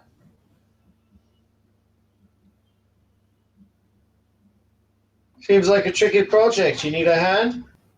Who was that? Did you guys hear something? And you notice that her figure starts to become more tangible. Color starts to appear, and you see a very familiar female face, one of the few inside of Hephaestus' cabin, and the other members of the cabin start to become more perceptible as well, almost fading into appearance, their opacity increasing. Did you guys hear something? I could have sworn it was Wally. So no one can see me or hear me. You do perceive them as hearing you, and they're getting closer to being able to perceive you from what you're gathering. I'm going to start to retreat out of the cabin. Guys, I could have sworn I heard Wally. Is he here somewhere? You retreat out of the cabin. Yeah. I would like to examine my surroundings and assess whether or not this is a dream or not. As you start to look about, you get an odd sensation that you're viewing camp where it is presently and how they're going about without you, and that this isn't a dream, that you are experiencing an out-of-body sensation where you are able to see at camp. Yeah, but why? What sort of message? Okay, so I look around. Still glowing. You look around and notice that the light that was in Hera's cabin is burning brighter. Okay, I go back there. Alright, you enter into the cabin. You return back to the station you were previously watching them write, and you notice that the files themselves seem to be increasing in volume, and their process has become expedited. You notice that they're writing furiously faster and faster, and you recognize that some of the files have yet to be experienced. They put dates at the top of pages that haven't happened yet. You see some of them approaching November and writing from November into December into January, describing future events. I look around to see if anyone's working on my file. You do notice that one of the files is incredibly thick compared to the others, similar to what Cholet had described to you being a monumental folder, worth being itself a tome, a small tome, just for Wally. I attempt to look over that person's shoulder and see what they're writing. You recognize the writing. This time it's no longer in Greek. It appears to be in English. As you look at it, it translates itself for you. And you notice that they're writing of your next encounter with your wife. You notice as they're furiously writing, it quickly shifts as the page itself is torn out of the book, crumpled up, tossed into the trash, and they start writing about your encounter with your mother. You watch as they describe you approaching a golden figure on a hilltop, standing on a pedestal as she is greeting the mid-afternoon sun on the west coast. You see that there is a huge mansion-like structure behind her, and you feel at home. You get a glimpse back into what life you could have had if things had worked out the way they were supposed to. That things have been going against you from the start, and the figure that's writing the story starts to talk in more of a first-person tone and says, from your perspective that you reach out your hand to her as she reaches out to you, and your fingers touch, and you wake up from your dream. Okay. You wake up swaying in a hammock inside of your captain's quarters, and you look outside and notice that it is now black as night. You see a few stars and lots of clouds as they pass by. I smoke a bowl, turn that shit over in my head, and go back Go back. to sleep until morning. All right. You go back to sleep till morning. If we're ready, we can start the next day. I'm down. Shall we? Sorry, Wally. Alright. Shall we? Yep. All right, Laura. Oh, yeah. Cool. All right. You all eventually find yourselves tuckered out from a long day. Find yourselves resting inside of your own individual cabins. You hear footsteps outside as the remainder of the members of the ship find their own cabins and make their own way to their own different bunks. And it gets all quiet for a few hours while everyone's asleep. Wally, you are first to wake up as you see the wee morning hours approaching. You see the sunrise since your cabin is facing eastward. You get the first light of sunrise approaching and blinding you for a moment as you start to wake up. You wipe sleep out of your eyes and begin the day. Check the ship's course. You notice that the ship's course has maintained, and you are about 2 hours from San Francisco, somewhere over in Nevada. Wander towards the mess hall to grab some food before the rush. All right, you find it entirely empty and vacant inside of the mess hall. Grab a string of sausages, meander back toward the cabin. All right. You recognize as you leave the mess hall carrying your long string of sausages that you perceive something out of the corner of your eye and look over to the side and see that Cholet himself is also waking up, and he is the next one out of his cabin.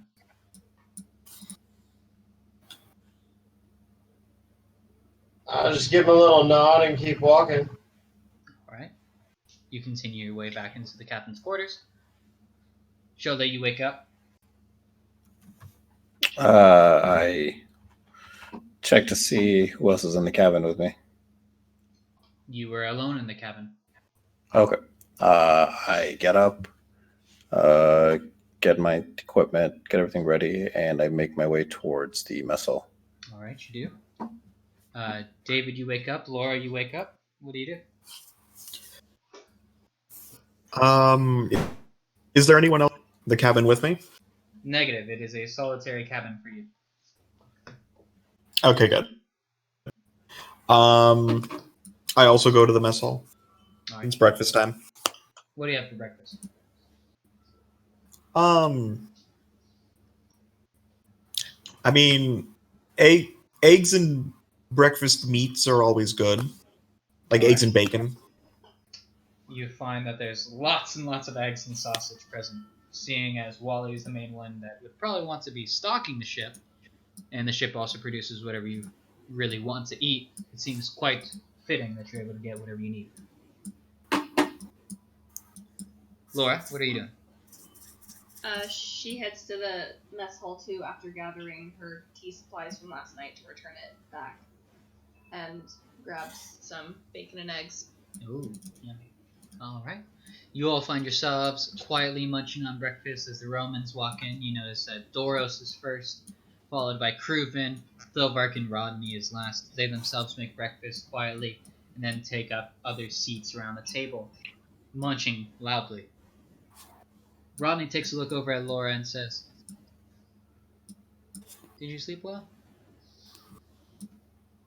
Laura just ignores him. Rodney. Her. Okay.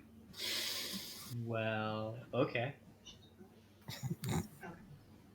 Cholet, did you sleep well? Yeah. Slept like a rock, actually. Which is Nice. surprising. No funky dreams, nothing? Nothing yet. Okay. Should I be having funky dreams? I look concerned. That depends on your definition of funky. A lot of other members of quests that we've had come and go over the years have described that the gods speak to them in their dreams, or they get visions of different portions of Camp Jupiter or different places they've never been, and describe seeing new things that they never thought possible, or having to struggle with some sort of emotional conflict. Well, can't say I had anything tonight, but hey, no, could always happen tomorrow. All right. Usually they're not chipper things, but all right. If you're looking forward to it, that's up to you. Philbark, what's our ETA? Do you know anything about where we're going? I think we're heading back to Camp Jupiter, but I don't know how far away that is. Wally's the captain, right? Maybe we should just page him and ask him how long we've got. She walks over to the wall, pushes the activation portion of the speaker. Hey, Captain Wally? How long until we land? I glance at a computer monitor to ascertain the exact time. 1 hour, 52 minutes. I relay back to her. It's just shy of 2 hours before we set bridge. If you've got any sort of home again mixtape, now would be the time. Okay, thanks. She turns back to Philbar, shrugs. Well, I guess we're close. Should we say anything, do anything before we get back, or just point out where to land? Because I don't know if Wally's ever been there. David, are you familiar with how to get into camp? I think so. I guess I used to do it. I might. I mean, does David remember how to get into Camp Jupiter? I don't know how much he really knows David about that has part. no clue. Okay, so like, okay. Roll a suicidal tendency saving throw. All right, roll to not die. Roll to see how good idea of doing that is. Ooh, it's a 5. You die. No. 5 for. Well, you have to find the overpass and the doors inside, and once you're able to make it through there, it's quite an easy way. I think if we look hard enough, we should be able to point it out to you as we fly over. It shouldn't be too difficult. Are you able to see through magical illusions and see through the mist? I think. What do you mean you think? How do I know if I can see through it? That would be a check where you have to remember if you have anything in your inventory or any abilities that you've been granted based off of things you wear that typically you're used to dive underwater, that you wear as a full body suit, that have glass that you're able to perceive things that are magically hidden through. So then, yes. Fantastic. Well, how do you typically go about that? Well, suit, and then it went away, but I still have it. It's kind of like a ghost suit. Okay. Like it's there, but it's not there. I think you've cleared up absolutely zero, but we'll give it a try. Do you think we should go up to the top deck? Is that what it's called? And see if we can try to locate it that way? I think we're pretty good about where our camp is. We could probably just give you coordinates. Would Wally be able to use those? Yeah, I mean, he's pretty good at a lot of the map reading, ship pointing stuff. Okay. Well, is that where we're heading? Are we heading straight back to camp, or is there anything that you need to do between here and there? I mean, I was just gonna. Oh yeah, I was gonna talk to.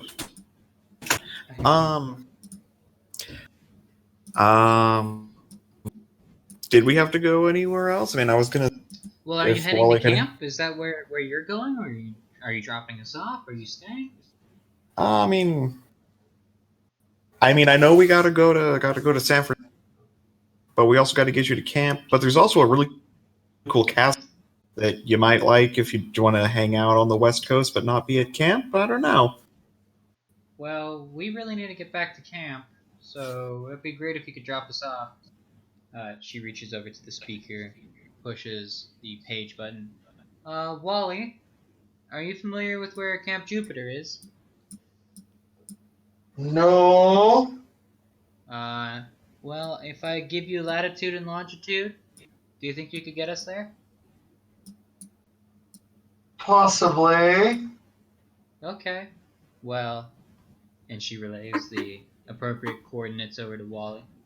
It's about there. You able to take us there? Sure. Are we gonna get shot at? Well, if you just swoop down low enough for us to get out, probably not. But if you start shooting at them, then maybe. Okay.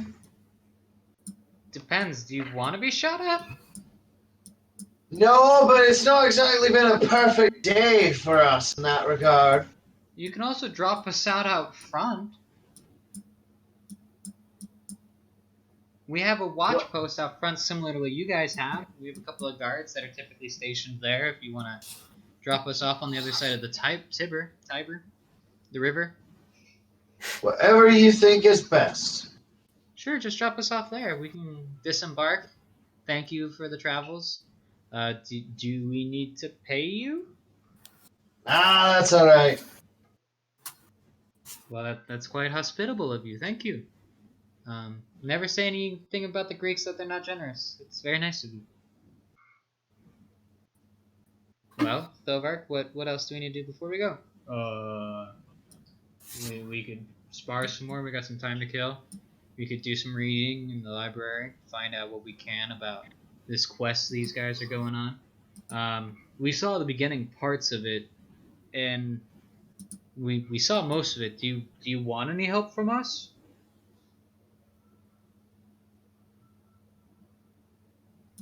Was that directed at me or at Wally or just anyone in general? Anybody can I'm contribute. not on the phone anymore.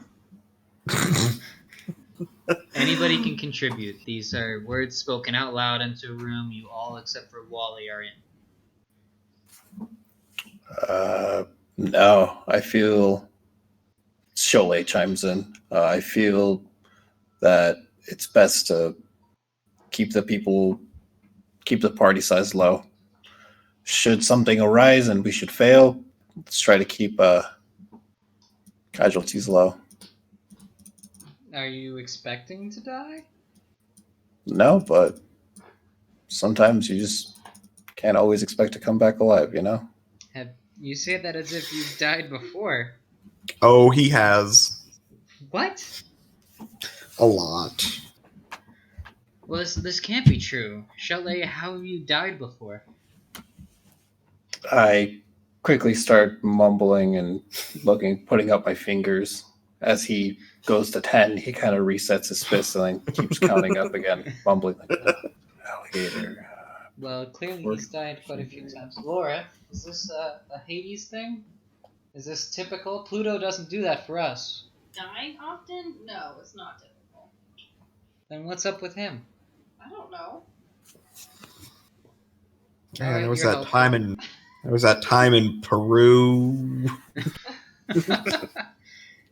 There was a time I got locked in the vault. Starved to death, came back, happened. Still in the cave. Well, I guess if there's nothing else to do, we can just sit here and wait until we land if you'd rather. Trying to figure out if Cholet is Chinese for Jack Harkness.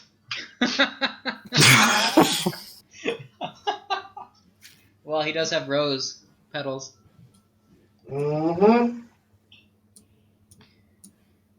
So, is there anything anybody wishes to do before you land at the Camp Jupiter boundary? I'll take my broken sword where the workshop forge is, and I'll place it there because that's where Wally told me to leave it. Enough. enough. You descend down the flights of stairs, find the forge next to the crafting area that you'd previously been to, and leave the sword near the forge as requested by Wally.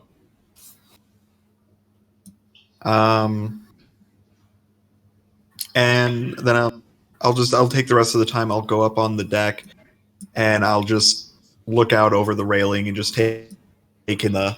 Go ahead and make a Constitution saving throw. Ow! Wait, is it sunrise? The sun is rising, but that's not why you make a Constitution saving throw. Oh boy. Laura's a lot harsher than I am. What did Laura say? She's joking, saying, "Oh, you failed. You fall off the edge." Well, that's gonna be a 14. A what teen? 14. Teen? It's gonna be an aqua team. Whoa, almost. You, being a storm herald that you are, and being familiar with cold and freezing temperatures, find the cold, chilly air in the morning quite brisk and quite nice. Whereas for most people, they would find the icicles that are beginning to form from the cloud coverage on their arms and legs and snot that's freezing to their face uncomfortable. You find it invigorating. I'm just like, oh boy, let's bed. It's been a while since you've been this cold. Usually, since you're immune to fire, everybody wants to toss you at things that are hot. You really like things that are cold, too. I also like things in the middle. Yeah. Shelley, what are you doing? I went to the mess hall, grabbed some food, and just waiting for the ship to land. All right. Laura, what are you doing? She goes back, taking some tea to the cabin to finish up the files or continue working on. Fantastic. You do so. Wally, you get a dangerously ominous ping from your monitors as it says, "Approaching destination." And I'm assuming another ping that makes me. Who the hell is on the. You cut out a little bit there.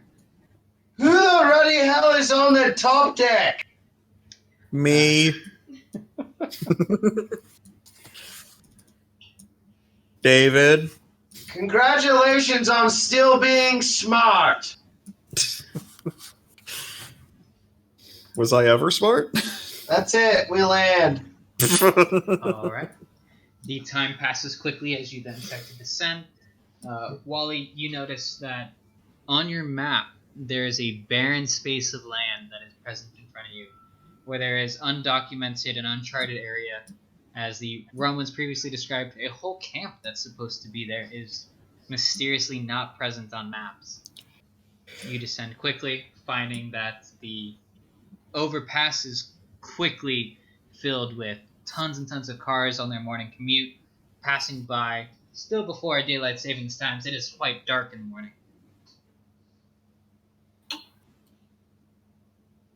We land in the open grassy area just outside of the gate. Alright, you descend. You hear several sets of footsteps quickly pass by the captain's quarters as they ascend the staircase towards the main deck.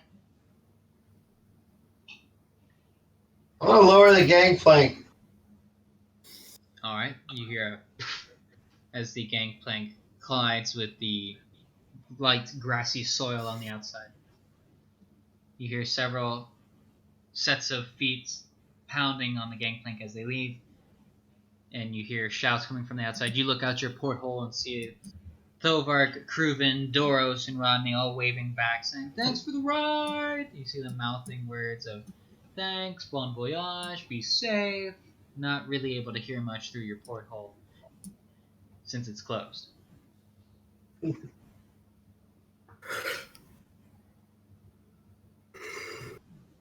Give it a minute to see who leaves and who stays. They all wave goodbye, turn, and start walking back towards camp. You notice out of the gate that was previously there that looked like a easily missable doorway opens up, and you see two uniformed men with short, buzzed haircuts come marching out in full memorabilia, clearly armed to the T, carrying spears in one hand and large helmets in the other, come marching out. They approach, call out to Rodney, Kruvin, Dovark, and Doros by name, shouting welcomes. Laura would, if you're on deck, hear this. If not, David hears it as well as they greet them, and then their eyes fix upon the ship, point at it, and start to ask questions, just barely out of earshot from you. You see they shrug back and forth, point at you some more, shrug some more, and 2 Romans approach. These being the armored Romans with close cropped haircuts, as the 4 members that previously departed from your ship continue towards the doorway.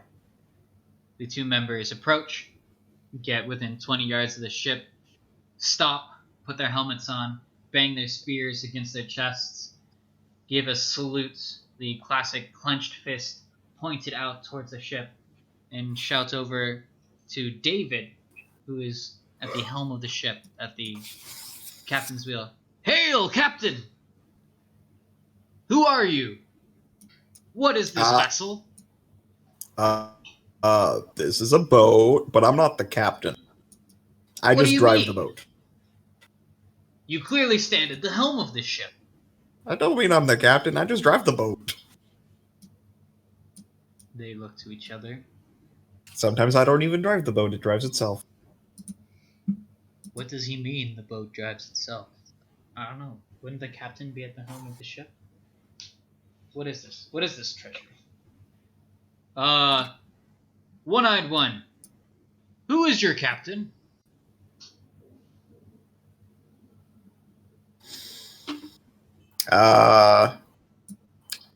Well, he's a guy. Do you want me to call him?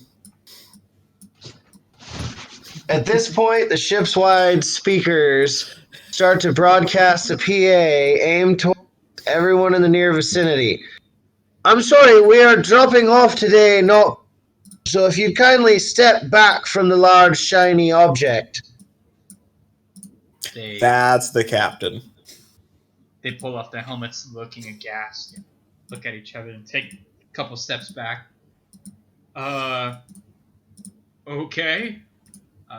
Safe travels, I guess. They then turn to each other and start walking away, quickly glancing over their shoulder as they go every couple of steps. Okay, now I go to just, the ship itself and not the ship broadcasting outwards as I retract the gangplank. So, Shotley, how far are we from that beach that's supposed to be the prophecy or whatever? I survey the area to see any noticeable landmarks in the area. You notice that you are close to Berkeley, and in this particular area, it is in the Bay Area around it, so you're probably close to a half hour's travel from San Francisco proper. I radio in Wally. Looks like we're about maybe half an hour's trip away from the bridge, Wally. Lovely. Stay below decks if you don't want your nuts frozen off. I make my way. I never left the cafeteria, but I sit down in the cafeteria. Laura, where are you? That was mostly a message for David. But it felt nice out here. The ship starts to rise. Alright, the ship rises and makes the quick half-hour journey to the Bay Area. You recognize, based off of the depiction you had seen from the Oracle, that you would be in a more southern route and you were facing the bridge that was more of a northwestern angle. So you suspect that you need to search along the coastline in that direction. Go ahead and make an investigation roll, Wally.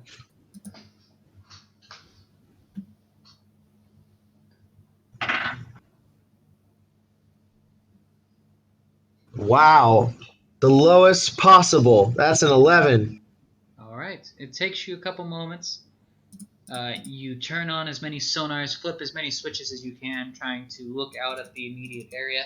You find some cameras that are posted on the outside of the hull and start to adjust them, scanning the beachfront area. It takes you about as long as the trip to get there took to find any sort of wreckage or any bodies on the beach other than the normal standard passerbys. It being a early morning, there's still some surfers that are out in the wake. Some of them are catching the early morning bodacious waves. Brah. Others still carrying their boards out to get the first crests they can from the waves. You notice one body remaining motionless, surrounded by a plume of feathers around it, and you suspect that's your destination. I'm gonna set I'm gonna set the ship down in the water just off the shore. All right, you descend. David, you get a very homely feeling from this ocean. Something that you have only ever had in dreams where you spoke with your father. And this brisk, salty Pacific air really resonates with you. You feel each ripple of the wave as it crests and collapses and hits the sides of the ship, and you feel you've been here before. It sounds like I feel like I'm at home right now. Wally, do you remain below deck? Once we're in the water, I'm going to lower an anchor, and once the ship's secure, I'm going to head to the top deck and check for a landing craft. All right, you ascend after finishing what you need to do inside of your captain's quarters. You eventually find from the main cargo hold a large arm and lever system and several pulleys that are able to clamp and raise a small dinghy out of the central cargo hold. Nice. It is about 4 people wide with 2 oars on it. You raise it up. It takes but a moment as Rusty is able to comply with your request, raising and lowering then off the bow of the ship the landing craft. Did you lower the anchor? Oh, yeah. Sorry, I thought I said. You cut out a little bit. I just wanted to confirm. Yeah. All right. What does the anchor look like on Rusty? Rusty's anchor? It's a little rusty. Well, I only ask because is it the same one that David had found earlier, or is it different? Rusty's anchor, I think Rusty fires like some sort of spear on the end of a chain and then just releases it every time she takes off. Okay. So you man the harpoon anchor, turn it and adjust it towards a depth that you deem necessary, pinning the anchor and chain and vessel to the bank nearby. Do you depart into the landing craft? I mean, I'm going to step up next to it and then I'm going to reach for the microphone and say, so anyone who's going ashore, I'm topside waiting. I'll give you about 5 minutes and then I'm going to end this quest with or without you.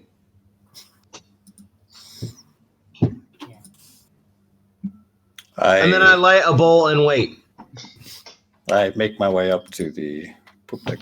All right, you find your way up. You exit onto the top deck of the ship. You see David and Wally on the deck.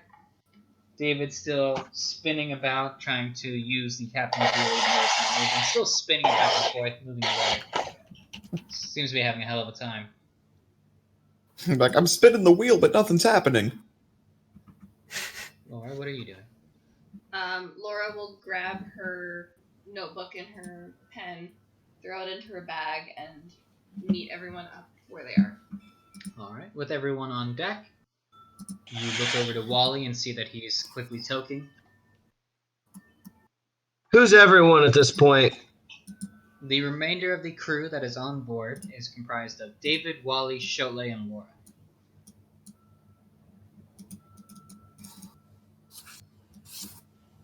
Okay then. They all Bane and form a half Lupita circle. didn't hang around. Who? Bane and Lupita? Never boarded the ship. Okay, so they're still back at Half-Blood. Okay. Bane was not spotted during the fire. Lupita's still at Half-Blood. Okay.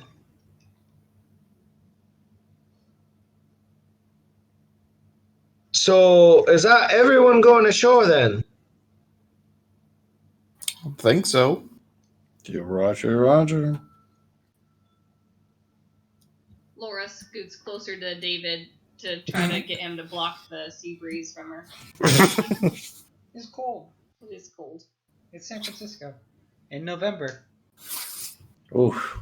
Oh, we finally hit November? Woohoo! Yeah, it's Well, November if this 2nd. is all that's left, I suppose we might as well do it the easy. And then I walk over the wheel, slowly edge the ship into beaching itself on the sand, and then I lower the gangplank. So you raise the landing craft? Well, no, the landing craft can stay there. I mean, I'm assuming it'll stay there even when it's shrunk. Sure, if you'd rather. I'm just asking to make sure, because you keep cutting in and out a little bit. So I want to Sorry, I just realized we don't need it now because there's no ship. Because there's no... Nobody getting left on the ship. Well, okay. If you want to beach it, you may. I'm going to beach it, and then I'm going to lower the gangplank, and once we're off it, I'm going to shrink it. Alright. You go up to the helm of the ship, spin the wheel, adjust course to head straight towards shore. David, being slightly familiar with this, slightly scared by this, is kind of, whoa, awe-stricken. As are most of the denizens of the beachfront area. You pass by several rounds of surfers that are off in the surrounding areas, staring at you obscurely, wondering what's going on.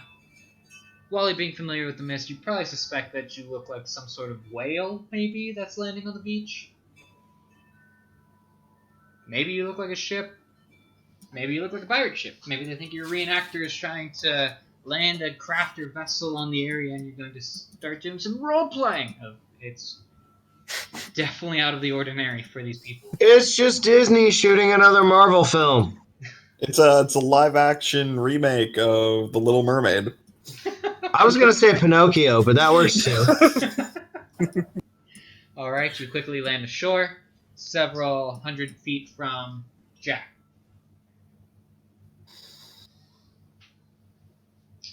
I run up to the Guess we body. know whose body that is now. Cholet had previously described it. I run up to the body, yelling, Jack. Jack, Jack. Huh? Are you okay? He still remains face down in the sand. I check his wrist for a pulse. Alright, we'll go ahead and make a medicine check for you. You rolled a natural 14 plus your 4. Sorry, plus your 0. It is going to be a 14. You take the time to take his pulse as he rolls over and looks at you. Can I help you? Jack, Cholet? you good? I don't Yeah. think, I'm not a doctor, but I don't think breathing sand's good for you. No, but that was one weird trip. I was on an island. There was this girl. We talked for a while. I was there for days on end. Then I wound up here choking on seawater. Did you find my brother anywhere? What do you mean? He's been right now? Yeah, where's Bane? We don't know. There was a fire at camp and we lost him. What Couldn't do you find mean him. Lost him. I don't say we lost him. He's What is he, No, a no. dog? Did he run away? Where's my brother? We don't know at the moment, but we found you. So let's pray for small miracles. Am I right? Well, let's try to find him. He was on the island with me.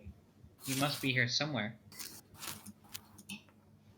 Cholet, at this point, I'm going to make an investigation check for you. Okay. Wally, You're you not may on advance. an island. You know where you are, right? I see the red Golden Gate Bridge behind you, and I recognize that we're on land. I suspect this is the Pacific Ocean, probably somewhere close to San Francisco. Yeah, and you know that America is not technically speaking an island, right? Yeah? So wherever you were, you're obviously not. Yeah, You're obviously not there now. My point being, my brother and I were on an island somewhere else with this girl named Calypso, and I told her I needed to come back. And a boat came, and I rode the boat, and now I'm here, and I was coughing up water. I don't see my brother anywhere, but he got on the boat with me, and the boat disappeared. Well, then it sounds like either he's on that island and you should find a way back, or he's somewhere else here and we should find him here. But either way, how the ruddy hell are we supposed to know where he is when we've only just found you now? I don't know. I'm barely surviving. So, Shutley, we're going to make the investigation check for you, and Wally and David, you may do the same. Shutley, you rolled a 5. Sweet. With my bonus, that's a 12. A what? A 12. Ah. Do you wish to roll investigation as well? Okay. Mine's gonna be a 9. Ooh. Getting there. Laura rolls a whopping 12. So, Wally and Laura, you both, about the same time, notice scattered bits of cloth as well and the remainder of feathers that are surrounding Jack. On the surrounding shore, you notice that there are bits and pieces that you recognize to be from another member of Camp Half-Blood. You see torn shirts, you see the remainder of what appear to be half pants, belts, there's a bag, there's some daggers that are stuck in the sand, and a lot of golden dust mixed in with the now beautiful San Francisco coastline.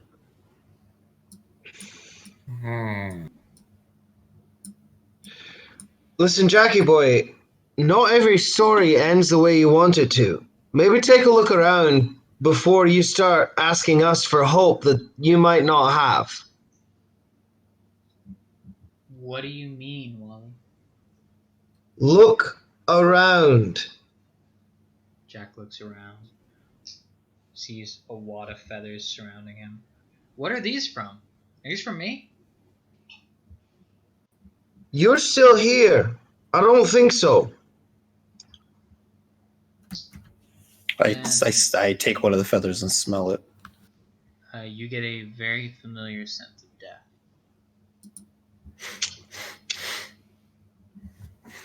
I try to remember if I've seen or felt any flower or any feathers similar to this material. You recognize it as being an eagle feather. Well, it's an eagle feather, but this feeling, it's got a feeling of death, guys. So wherever he was, he either died and came back, or... Well, oh Jupiter, is that my brother's stuff over there? Jack runs over and starts looking through the bag. Surely you recognize the black steaming daggers that are stabbed into the sand around it. What happened to him? I slowly pick up one of the daggers by the handle. It feels slightly heavier than a regular dagger, as if the mist that is forming around it gives a more palpable weight to it. It does feel that it would definitely hurt more than a regular dagger as well. Well, these are Bane's daggers, all right. But For now, all we know for sure is that he saved you.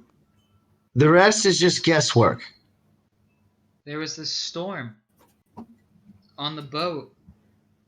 We were approaching these huge waves taller than the buildings we saw in Chicago, and our boat was capsizing, and he looked at me, and he thinks he's the older brother now, as I don't know, he took shape like I do and turned into an eagle and gripped me quite hard. And you look over at Jack, he's got holes in his chest from what appear to be talon marks piercing through his shirt and corresponding marks on his chest and from puncture wounds. He carried me and we flew for miles. And he was struggling and we started losing altitude and we fell back into the water, and I woke up here coughing up seawater to Shotley of all people. I'm going to You grab supposed to be the him one by that the died? shoulder while he's rambling and just kind of shake him to stop him. Look, all we know for now is that he saved you. That's all we know. Anything else is just you running in circles. So how about we just look for him? And then when we find out one way or the other, then you can decide how you feel about it. The rest will happen on its own. For now, you're safe, we're safe, you're here. Let's keep going. Okay, I guess we can work with that. What's next? Well, the only bit I had a fix on was finding you. I look over at Cholte. You heard the boy. What's next? I think we had a castle we had to go investigate, right? Anybody seen or heard of a castle recently? Me. Yeah, David and I talked about it when we were back at camp. Do you happen to know where it is? Yeah, it's in San Simeon. That's where I've been the last year. Oh, well, that's convenient backstory. The reason Convenient backstories. The reason David suggested that I come with you is because if the Camp Jupiter thing didn't work out, I had a backup for you to... Oh, things are exploding. I had a backup for where you could drop off the Camp Jupiter people. Oh, well, we still might have need of a place to dump Best check it out. What do you think? On waters? Unruly hitchhikers.